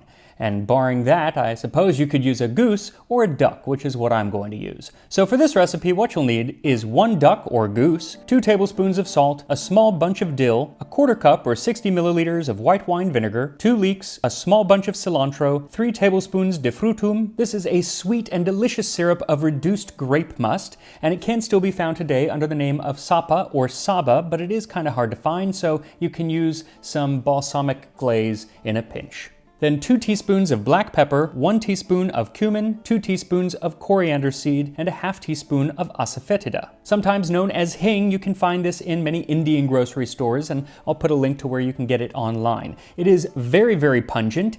The aroma is until you cook it, and then it is like a wonderful garlicky, oniony flavor. And it is what the Romans used after they ate through their entire supply of silphium. Though there have been articles written recently that it might have been found in Turkey and I think in Greece. I've read the articles. It seems that it's probably a relative and nobody's really sure, but hopefully I get to try it one day regardless. Then 10 to 12 leaves of mint, 1 tablespoon of rue leaves. The Romans loved rue. It is a little bitter. You can buy it dried or grow it fresh, but it is an abortifacient, so if you are pregnant, don't eat the rue. Also, if you just want to leave it out, that's fine too. Then 2 more teaspoons of white wine vinegar, 1 cup of finely chopped dates, and some wheat starch if you find it necessary to thicken your sauce, which I actually did not. Now that is a lot of ingredients, rather complicated. Our duck, who is masquerading as a flamingo. So the first thing to know about this recipe, as is the case with many in Dere Coquinaria, is it is incomplete. It's really, you can't follow it step by step the way that it's written. You need to know that this duck, or flamingo, is probably parboiled and then finished off in an oven. And it'll make a lot more sense trying to recreate the recipe if we do that. So start by filling a pot with water and then add the salt, white vinegar, and a bunch of dill. And once the pot is boiling, then set the duck in and parboil for 15 minutes. Then take it off the heat and carefully transfer the duck to a baking dish, breast side up. Then chop up the whites of your leeks and stuff the cilantro and the chopped leek inside of the bird. We won't be eating these, they're just there for flavor. Once it's stuffed, you can truss up the back legs of the bird and then slice the breast in a crosshatch pattern and poke holes into any of the fatty parts of the duck. This is going to allow the fat to render through and create a crispy skin as it cooks. Then set the duck in the oven at 350 degrees Fahrenheit, 175 Celsius, and roast it for 30 minutes, and then take it out and baste it with that defrutum. This will not only give it a sweetened flavor, but also color it just as the original recipe says. Then return it to the oven and continue to roast it for 30 to 45 minutes or until it gets to an internal temperature of 165 degrees Fahrenheit. Then remove the cooked duck from the oven and let it cool a bit while you prepare the sauce. For this, you want to mince the mint and rue as finely as possible, and then in a mortar and pestle, grind up the pepper and the cumin and the coriander, and then in a clean mortar, grind up the chopped dates into a fine paste. Then add in the minced herbs and the spices, and finally the asafoetida, and grind everything together until it's well incorporated and as smooth as you can get it. Then add in the white wine vinegar and continue. Then this all goes into a small saucepan along with the drippings from the duck. Then set this over medium heat and let it simmer for about 5 minutes. Then the recipe says to thicken it with some starch if you need it, because I found that my duck just didn't give off enough drippings to make it, so I needed to thicken it up very much. Maybe if I had that flamingo, or possibly a large parrot, I would have had enough, but my duck, it didn't. But even though I couldn't find a flamingo, I think that this dish is going to be a real showstopper, a must-have item for any ancient Roman dinner that you're going to host. Speaking of hosting, just a reminder that I'm going to be hosting a river cruise down the Nile next February 2026, so if you want to sign up for that, link is in the description. As for hosting an ancient Roman dinner, here are a few more pointers to make sure your evening goes off without a hitch. So you want to throw an ancient Roman dinner party. Well, first things first, how big do you want this shindig to be? Because there are really two ends of the spectrum. Like the Emperor Claudius gave frequent and grand dinner parties as a rule in spacious places, where 600 guests were often entertained at one time. But for most, this was not the norm, not at all. For most, and when I say most, I mean the upper echelon of society, the patrician class, because actually most people couldn't ever dream of having a home big enough to even host a dinner. But for that upper echelon, well, most of them kept their parties pretty small. 9 invited diners was the ideal. But even with just 9 invited guests, a lot more people may end up showing up, but we'll get to that later. Now, when you are inviting people, you can use either formal invitations that you send via messenger, or you can keep it a lot more casual, even last minute. You will dine well, Julius Cerialis, at my house. If you have no better plans, come. You will be able to observe the 8th hour. We will bathe together. You know how near Stephanus's baths are to me. First you will be given lettuce, useful for relaxing the stomach, and shoots cut from their parent leeks. Lettuce and leeks, how enticing. Now you'll note that he suggested that they bathe together before dinner, and that was the custom. In the early afternoon, the patrician men of Rome would make their way to the baths where they could bathe and have massages before returning home for dinner. And because of this, it was not uncommon for many of your dining companions to also be your bathing companions, something that the poet Martial complained of. You don't invite anyone to dinner, Cotta, except your bathing companions. The baths alone supply you with guests. I've been wondering why you never invite me, Cotta. Now I understand. You don't like the sight of my bare butt. A surprising number of Martial's epigrams have to do with being invited to dinner, or him bemoaning the fact that he wasn't invited to dinner. To his friend Gallus, he complained that our dinner invitations are one-sided. When I ask you, you usually come, yet you never ask me. I shouldn't mind, provided you ask nobody else. However, you do. Neither one of us, Gallus, comes out blameless. What do I mean? I'm stupid, and you're shameless. Now, like I said, you can invite however many people you want to your dinner party. I mean, if this is a big banquet, by all means, fill the space. But for most Romans, and frankly I am of the same mind, a dinner party is for conversation. And having too many people can actually stifle the conversation. As Plutarch said, at dinner we should not need messengers as in a camp, or bosuns as in a galley. But we ourselves should immediately converse with one another. The last man should be placed within hearing of the first. Another reason to keep the guest list small is how the Romans ate. And I mean lying down, typically on their side or their stomach. Again, this only applies to the wealthy. Most people just sat at a table the way that we do today. Chumps. But for the wealthy, they had a triclinium. This was a dining room characterized by a setup of 3 lecti, or sofas, in a U-shape with a mensa, or a table, placed at the center. Sometimes it was one large U-shaped sofa with an accompanying U-shaped table, but it was the same idea. Each sofa held 3 people, making 9 the best number of guests. Some larger homes might have multiple setups of these sofas in 1 or more rooms, which would allow for larger gatherings, but still people were generally divided up into groups of 9. Again, Plutarch discusses this sofa setup and poses the question, why is there not enough room for the guests at the beginning of a meal while there seems to be plenty later on? It is the position of the diners on the sofas, for they lie when they eat almost flat on their stomachs so that they may reach the table with their right hand. But after one has eaten, he turns his depth, not his breadth, toward the board. So supposing that you have decided to keep your guest count to 9, it is all the more important who you decide to invite, and largely it depends on your own personality. Like, do you constantly need the affirmation of others? Guilty? Well, in that case, you'll want to invite someone like Celius. When Celius spreads his nets for an invitation to dinner, take him along, he'll furnish your applause. Well said, hear, hear, bravo, shrewd point, that's good, till you say, shut up now, you've earned your food.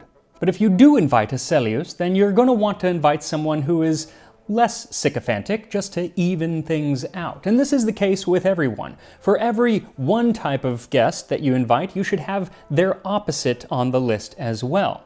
It was actually Plutarch's brother, Timon, who came up with this idea when he said, I organize the guests at my dinners in such a way that a wealthy man does not lie next to a wealthy man, a young man does not lie next to a young man, nor a friend next to his friend. Such an arrangement is static and does little to promote sociability.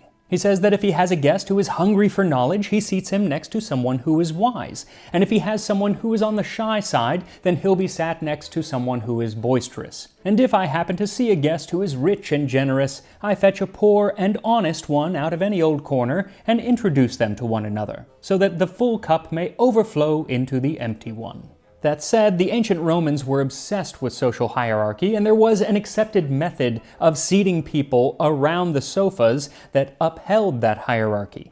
Generally, in the U shape, the person at the top would have been whoever was ranked the highest, and then there would be the guest of honor and the host, and then so on and so forth, and it would go down. This allowed the ones of higher rank to, 1, be the center of attention, and 2, to have easier access to the food on the mensa. So it's to be expected that Timon's method of seating people not based on hierarchy, but based on ability to hold conversation, didn't always go well. There was actually one time where an honored guest was so upset that they didn't get their place at the table that they just refused to sit down to dinner at all.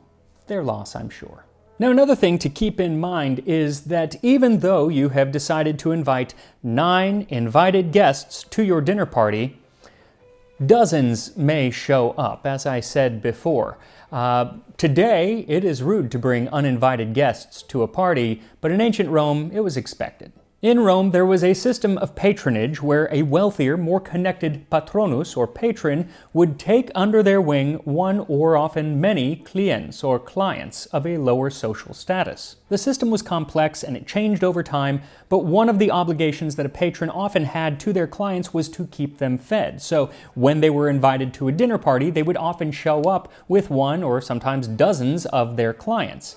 Other uninvited guests that might tag along are children, other family members, even wives, at least during the empire. Earlier on, no wives, but later on, wives sometimes came. Now, you might want to be a little upset at all of these uninvited guests coming to eat your food, but I think as a good host, it's best to be gracious. It was said of Emperor Claudius that he always invited his own children to dine with him along with the sons and daughters of distinguished men, seating them on the pillowed ends of the couches according to the ancient custom. Another thing Claudius did was he tried not to have anyone be embarrassed, even when that person probably should have been embarrassed. On one occasion, when a guest was suspected of having stolen a golden bowl the day before, he invited him again the next day, but set before him an earthenware cup. I think that's classy, and I'm not entirely sure, but I would surmise that he was also classy when it came to serving another group of people who would be showing up with your invited guests, and that was their servants or their slaves. See, while it is expected that you provide food for all of your guests' clients, sons, daughters, friends, etc., it is not expected that you feed their servants. However, if you do, it is looked on as being a good host. But generally, if you do feed them, it will be in a different part of the house. And even those clients and family members and everyone, while they'll be eating in that room with you, they won't have a place at the sofa to recline. They can either sit on the pillowed ends or on the back or stand in the corner, so you don't need to worry about bringing in a bunch of extra chairs. Now, while your conversational skills might be top-notch, it's unfair to expect that to carry the burden of an entire dinner, so it's best if you plan some entertainment. Now, this can be as simple as hiring a musician or some dancers, or if you have the connections and it's in the waning years of the empire, some gladiators. The Romans would invite their friends to dinner, and when they were all sated with dining and drink, they called in the gladiators. No sooner did one have his throat cut than the masters applauded with delight. Often the combatants fell dead above the very cups of the partygoers, and the tables were stained with streams of blood.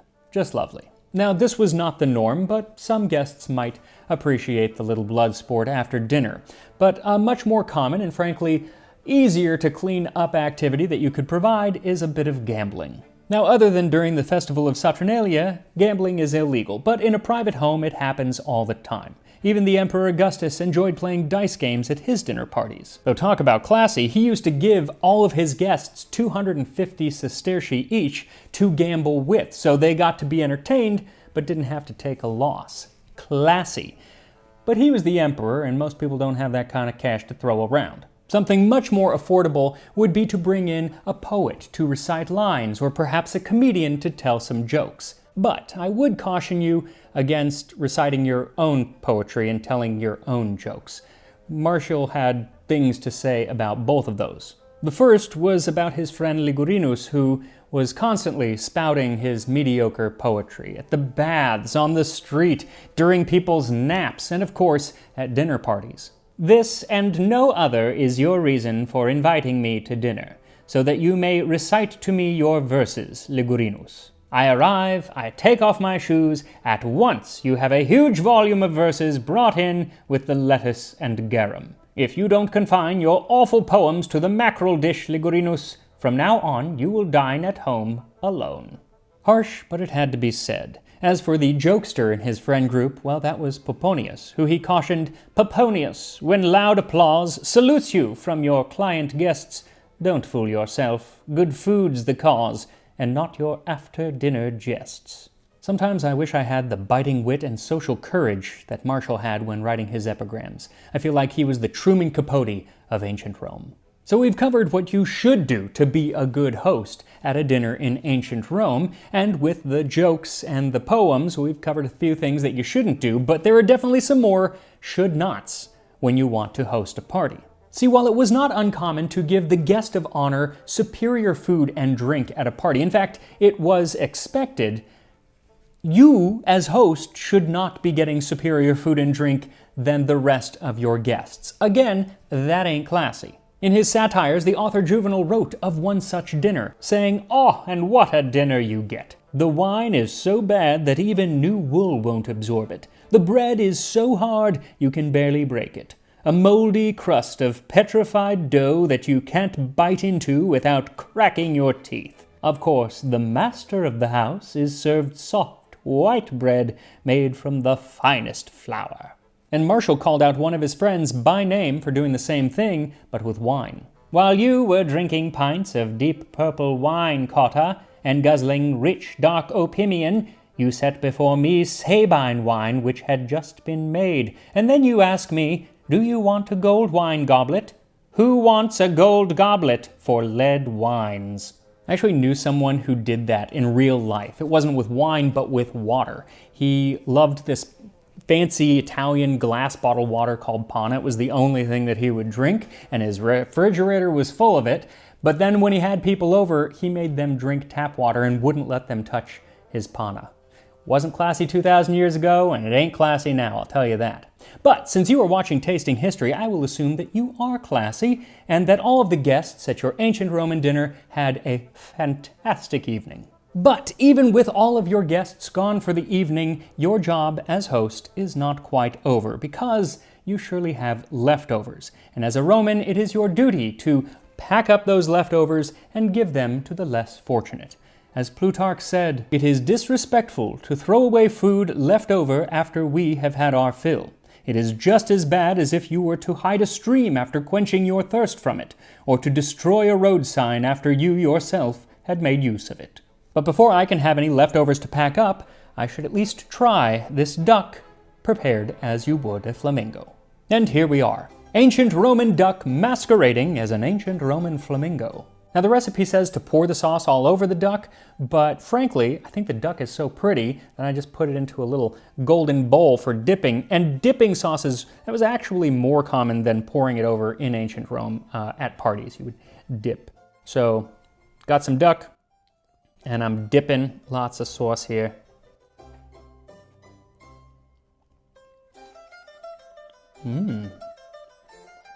That's really good. So the duck is perfect. I thought it would be overcooked. I was a little bit worried, but it's not. It's wonderfully delicious. The skin is very nice. I wouldn't call it crispy, but it's crisp-ish, halfway to crispy. But it's the sauce that's the star, honestly. It's sweet at first from all those dates, but then you get such an savoriness from all of those spices and the herbs, none of which really jump out. Even the asafoetida, even the mint, both of which can easily be overpowering. They're all together in this, and it's just unctuous. Like all of the drippings just kind of coats your mouth. It's very, very luxurious, but really, really good. This might be my favorite Roman sauce that I've made. And I've made a lot of Roman sauces, but this one is really, really good. Plus I like duck. So honestly, you could make this with any bird, I think. I think it really works well with duck because it is kind of a darker, fattier meat rather than a chicken, but I think it would work with chicken. I think it would work with pretty much anything. The sauce is the star, absolutely. I am curious what flamingo would taste like. I know that they still eat it in some parts of the world, and from what I've heard, it's actually not very good. But the Romans loved it, so, you know, who knows? But maybe one day I'll try flamingo. Probably not. I don't know that I could do it. Anyway, we might see some flamingos as we cruise down the Nile next year, so if you want to take a look at that Nile cruise next February, link is in the description, and I will see you next time on Tasting. Cheesecake is one of those foods that no matter the style, it never disappoints. From the creamy New York style cheesecake to the burnt Basque cheesecake to the souffle style cheesecake of Japan. But how do they compare to the original cheesecake? This 2,000-year-old ancient Roman cheesecake known as Savilum. This time on Tasting History.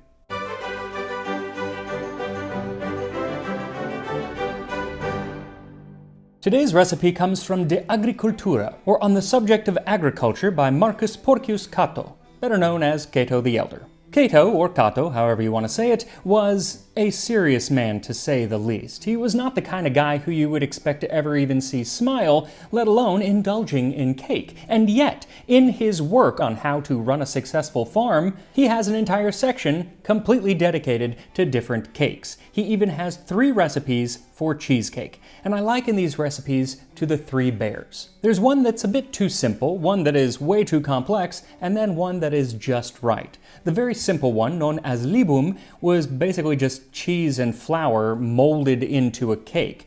It is a cake in the same way that, like, a urinal cake is a cake. It's the shape of a cake, and that's about it. It's not sweet, so it's not a dessert.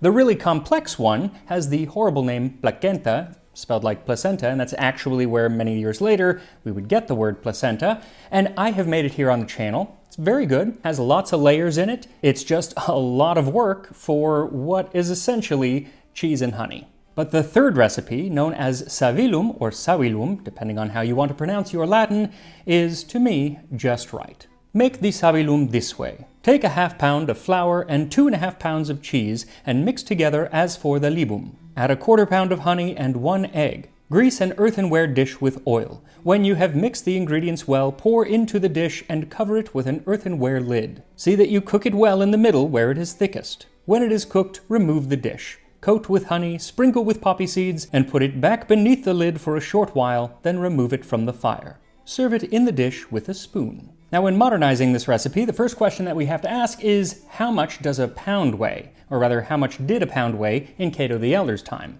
Well, in 268 BC, the libra, which is where we get the abbreviation LB for pound, was standardized, and today it would weigh 0.72 pounds or 329 grams. So instead of a ½ pound of flour and 2½ pounds of cheese, what you will actually need is 1¼ cup or 165 grams of whole wheat or barley flour, 3⅓ cup or 820 grams of cheese, and he's not specific in what kind of cheese you should use, so pretty much anything will work. I'm using ricotta because it's nice and mild, and it's pretty soft, though actually he probably would have been using a hard cheese, but you don't want a super salted cheese because that's going to just throw off the flavor. Then 1 egg, a ¼ cup or 80 grams of honey plus some additional honey for drizzling over the cake, and some poppy seeds. The common poppy seed at the time used in desserts, at least according to Pliny the Elder, was the white poppy, which when parched and mixed with honey used to be served up in the second course at the tables of the ancients. But he also talks about black poppy seeds, so I'm going to use a mixture of both. Though if you are using white poppy seeds, which I actually have never used until this recipe, it is best to toast them in a pan for about 10 to 15 seconds.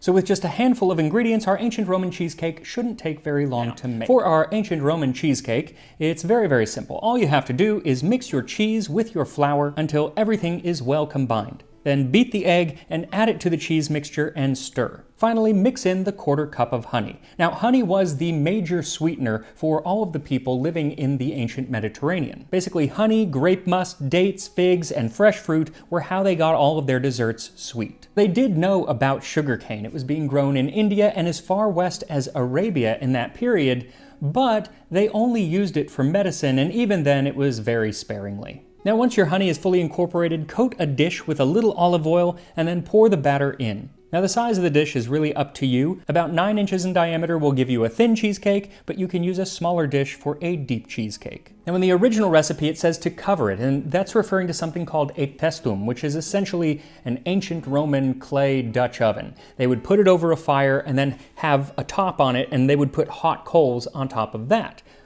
But I don't have one of those, and I'm guessing you don't either, so you can use any kind of dish that has a lid. I'm going to use a tagine, but you could also just use a casserole dish. Frankly, if you made it without a cover at all, it would still probably work because you're putting it into an oven, so yeah, that works as well. Either way, put the entire thing in the oven at 350 degrees Fahrenheit, 175 Celsius, and bake for 45 minutes to an hour. The length that it needs to bake is really going to depend on how deep you made your cheesecake. You want it to be done enough that when you put a toothpick into the center, it comes out fairly clean. At that point, you can immediately drizzle honey all over the top. Now, the amount is really up to you, how sweet you want your cake. I went with just enough to coat the top, but if you want a pool of honey, by all means, pool the honey. Then sprinkle the top with white and or black poppy seeds and cover the dish again, then set it back in the oven for about 10 minutes, then take it out and set it on a wire rack to cool completely. Now, like I said, this is just one of the 3 cheesecakes that Cato talks about. The very simple libum, which was basically just cheese and flour,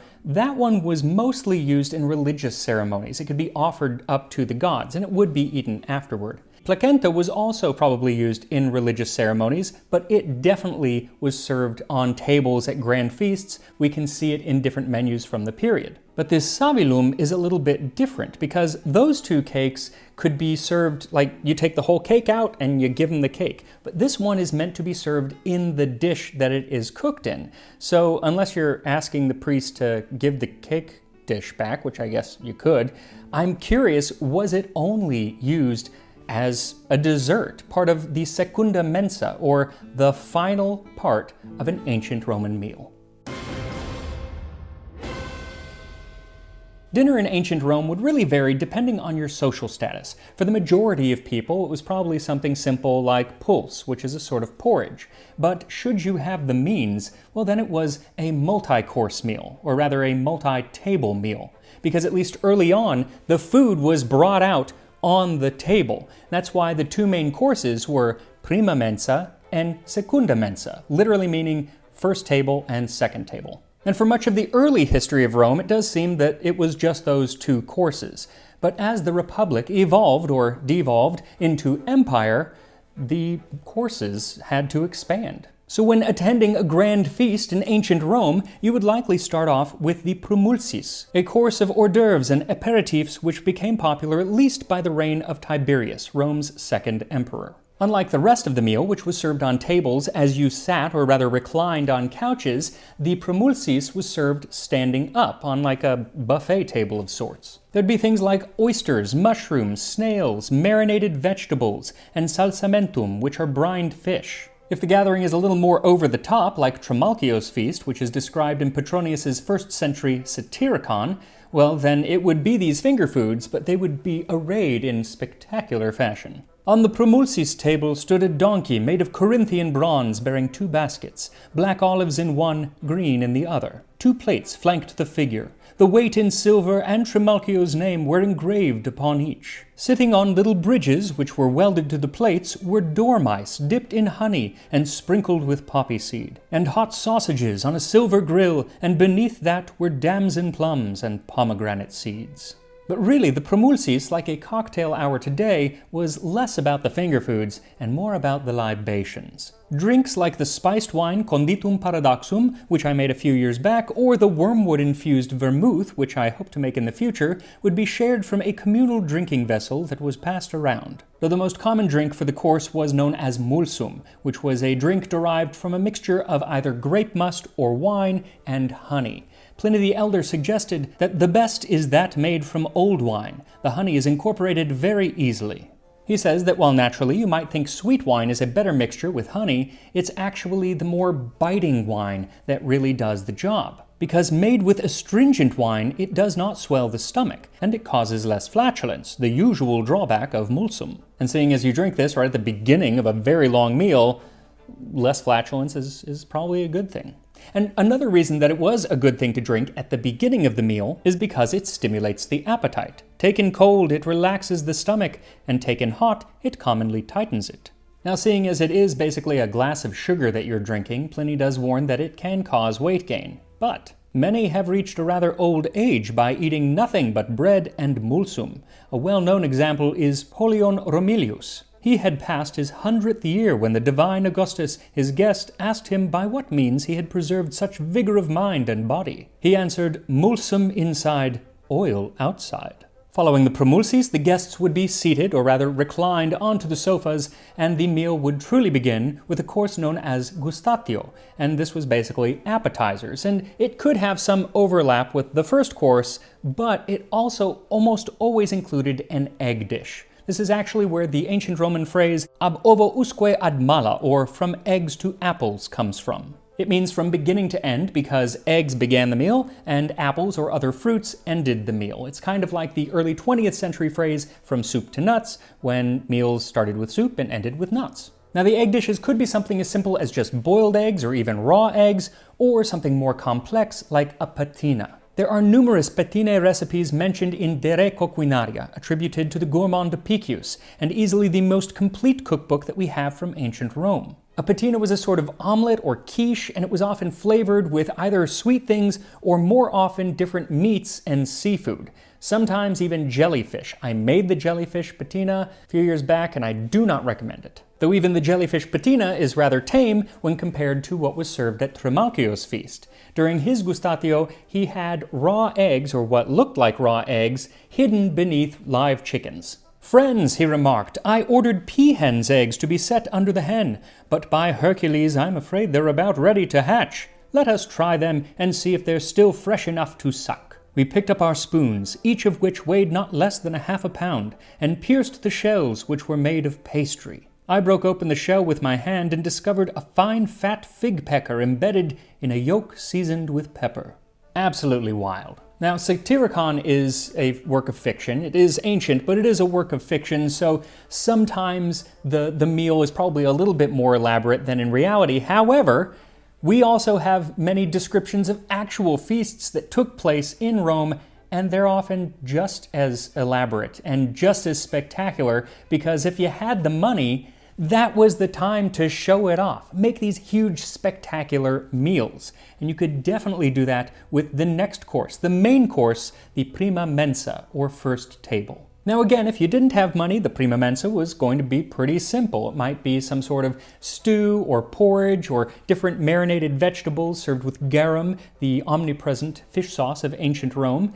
And then you could move on to maybe some sort of boiled or roasted meat with a sweet dipping sauce. But on the other end of the spectrum, if you had the money, then you could go with some of these spectacular dishes that you'd find in Apicius. Here it was all about the exotic meats like peacock and ostrich, parrot and flamingo. The most prized bit of the flamingo was said to be the tongue. The poet Martial wrote an epigram as a flamingo who lamented that epicures regard my tongue as tasty, but what if my tongue could sing? Alas, flamingos don't sing, they honk. Other exotic dishes, at least exotic to the modern dinner table, are things like sow's womb that's been boiled, or an udder of a cow that has been stuffed with sea urchins. They also had a wonderful dish of roasted sheep's testicles in broth.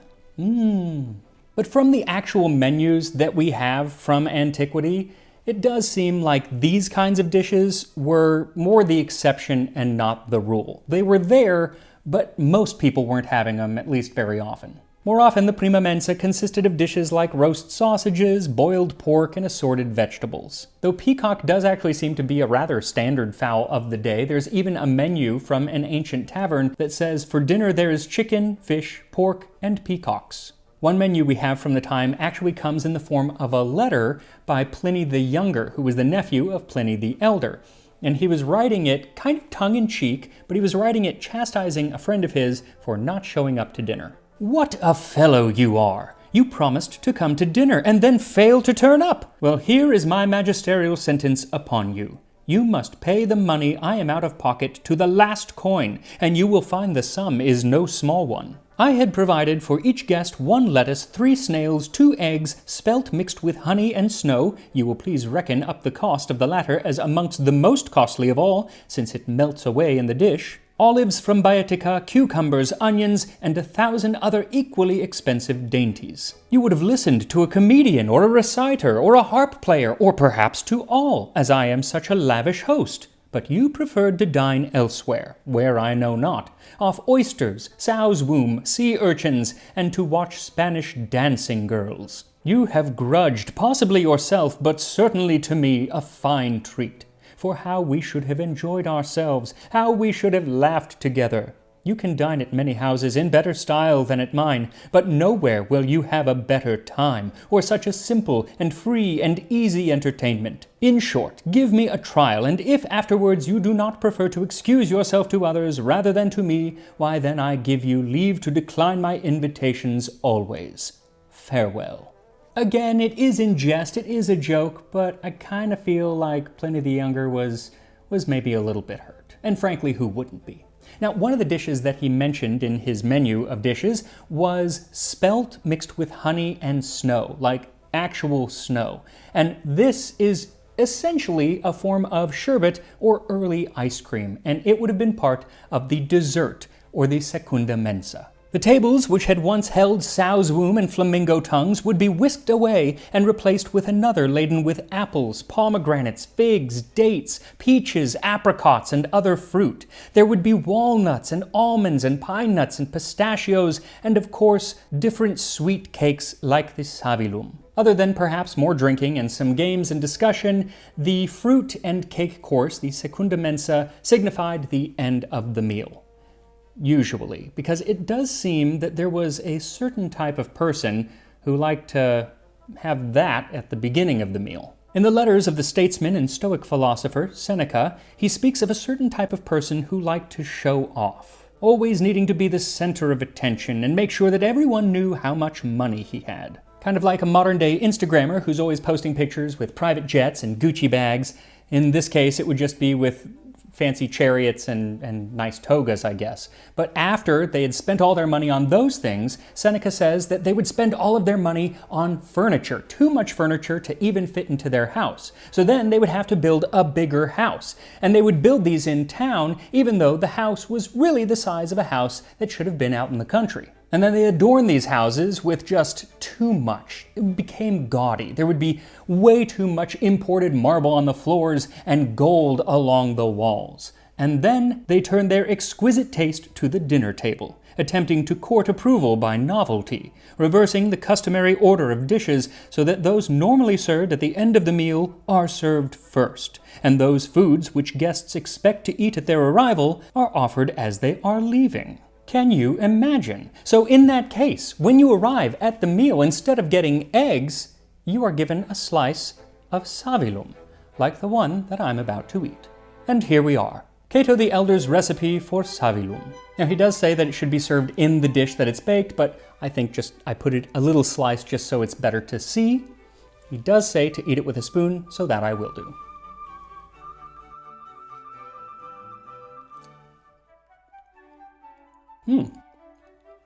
Dense. But flavorful. Sweet. It's actually quite good, but it is definitely the densest cheesecake I've ever come across. A couple bites and you're kind of done. But the flavor is wonderful. It's not as sweet, obviously, as a modern cheesecake, but it is sweet. And if you added more honey, it would be sweeter, but it is that honey sweetness rather than sugar, which is probably not what most people are used to today. But it's actually really smooth. While it's dense, it is nice and smooth. And I'm curious because kind of this crust got a little darkened. So I'm gonna just take a piece of that. I wish the whole thing was that. It's not quite as dense. It's a little bit lighter in texture, but you still get the flavor.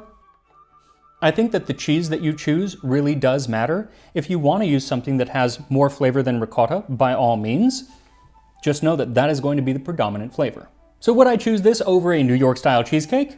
No, I would not. But it is good, and it's really cool that even 2,000 years ago, this existed. You can see that it is the early form of cheesecake. It's like a direct line. One of my very first videos was on a medieval cheesecake, and you can kind of see how it tracks throughout time. It's really cool. It's one of those dishes that has been with us for a long time and hasn't changed all that much. So get some cheesecake, whether it's ancient or modern, and I will see you next time on Tasting History. Is the sound that some poor baker heard that fateful autumn day in 79 AD when Mount Vesuvius blew its top and showered his bakery in hot ash and gas, carbonizing a loaf of bread in the process, not to be seen for 1,800 years. Sucks for him. But great for us, because today we are going to take a look at that most iconic ancient Roman loaf of bread, the panis quadratus, true Roman bread for true Romans. This time on Tasting History.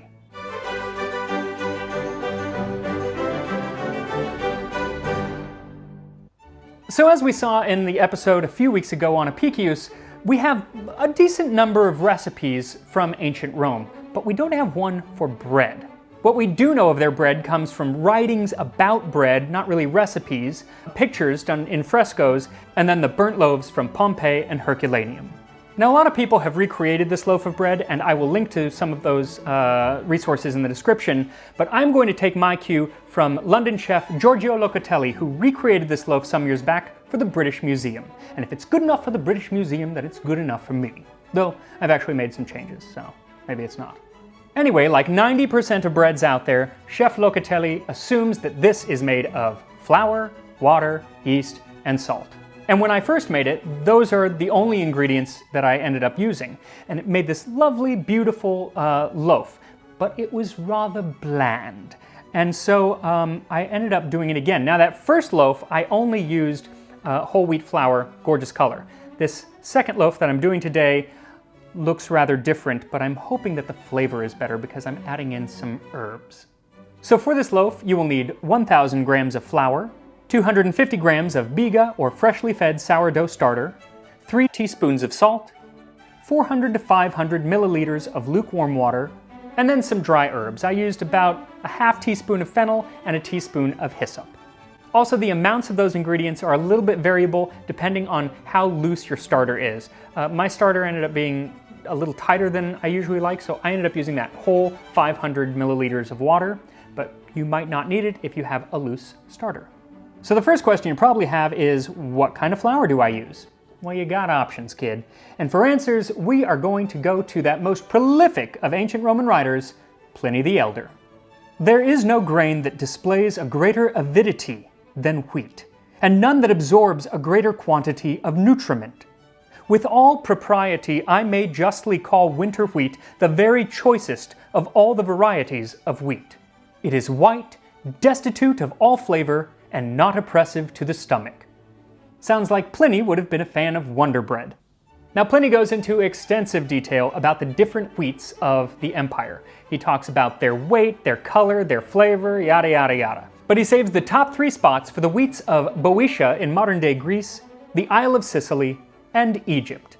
Then Pliny talks about flours made from other grains that the majority of the people would have eaten, like barley, rice, spelt, sesame, and the wonderfully named panicium, or African panic grass. Ha! So for this loaf I ended up using half buckwheat, bad name because it's not a wheat, and half whole wheat. And I'll show you, it really changes the look of the loaf once we're all done. But you can use whatever flours you want. Pliny also has a lot to say about leaveners.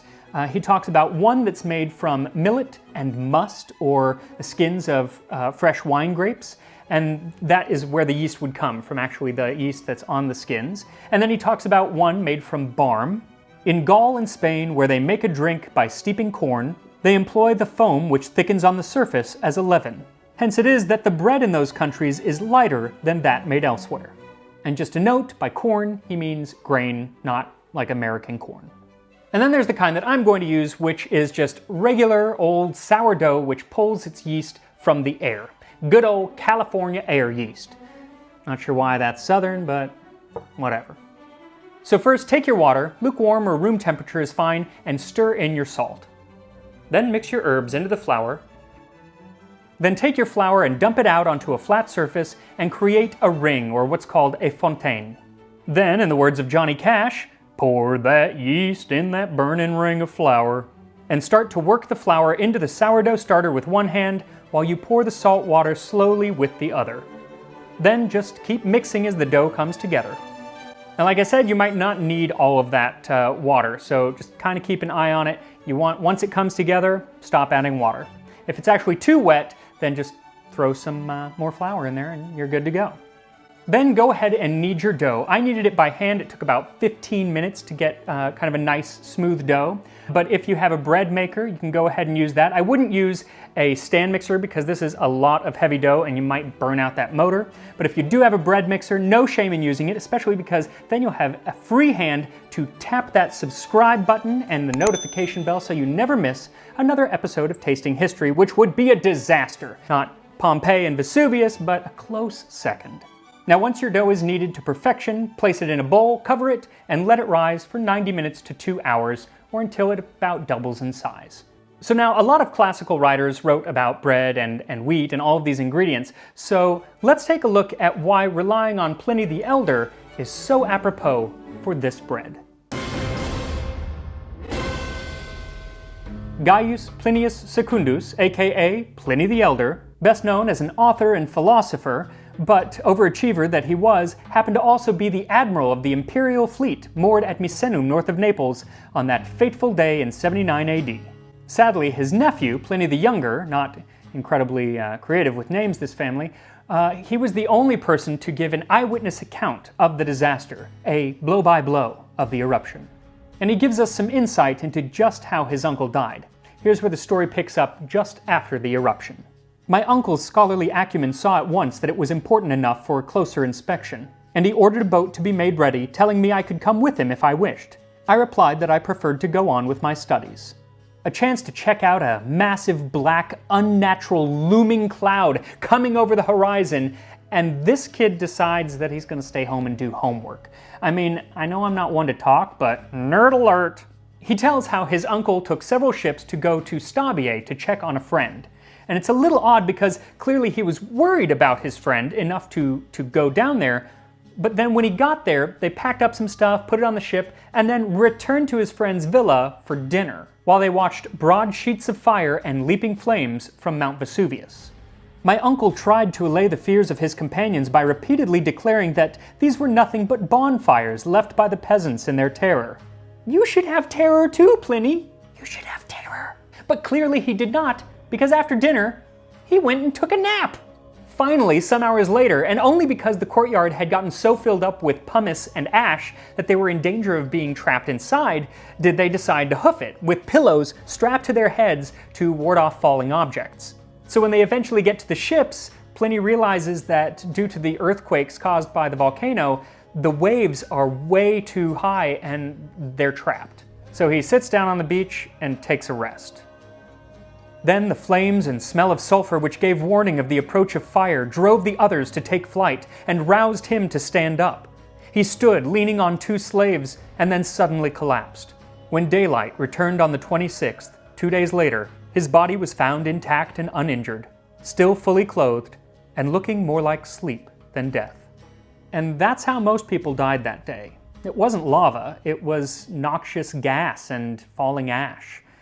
And that's kind of lucky for us, because instead of being completely flattened, Pompeii and Herculaneum are wonderfully preserved, including their bakeries. One such bakery, or pistrinum, is that of Popedius Priscus. He had his own mill with 4 giant millstones made of basalt lava. Foreshadow much? They were likely driven by donkeys to grind the grain into flour. Then in a separate room, the dough was mixed using huge mechanical paddles. So if you are using a bread machine to make this, that's okay, because they didn't do it by hand either. Popedius approves. In fact, it seems that the only part of the process that was done by hand was the actual shaping of the loaves. And so that's what we're going to do right now. So set your oven to 400 degrees Fahrenheit or 205 degrees Celsius and turn your dough out onto a lightly floured surface. Then knock out the air.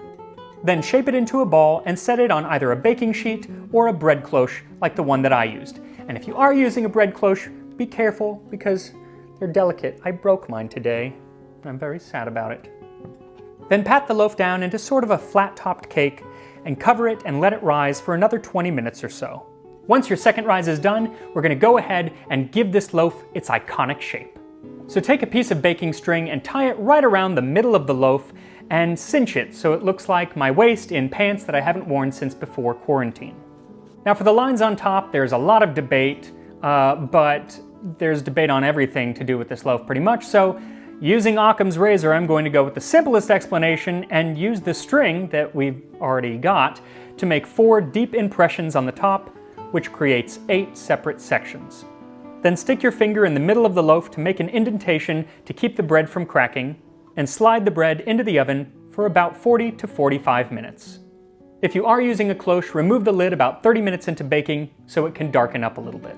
Now my loaf did not need to darken because I used that dark buckwheat, so honestly, it kind of looks like the burnt loaf from Herculaneum, but it smells fantastic as it's baking. So once the loaf is done, remove it from the oven and set it on a cooling rack to cool. So here we are, our panis quadratus, or Roman loaf of bread, and you can see the vast difference between just using 2 different types of flour. So, you know, use what you want, but just know that some are going to look more pleasing than others. If you're doing this for pictures, I'd go with the lighter flour, it's prettier, but this other one, the darker one, smells a lot better than the other did. So let's cut into this. It is definitely dense, but you kind of knew that by the shape.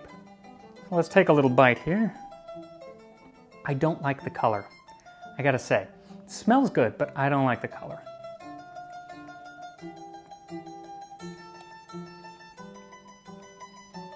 All right, so it's definitely better than the previous loaf that I had tried, but still not great. Current Italians do it better, I think. But then again, we don't actually know, because all that we've got to go on are the looks of the bread and some of what Pliny tells us. But that's how it goes, you know? Sometimes you win and sometimes you don't. If you're interested in other ancient Roman recipes, I have a playlist down here of all the Roman recipes that I've done so far on the show, so I will see you next time on Tasting History.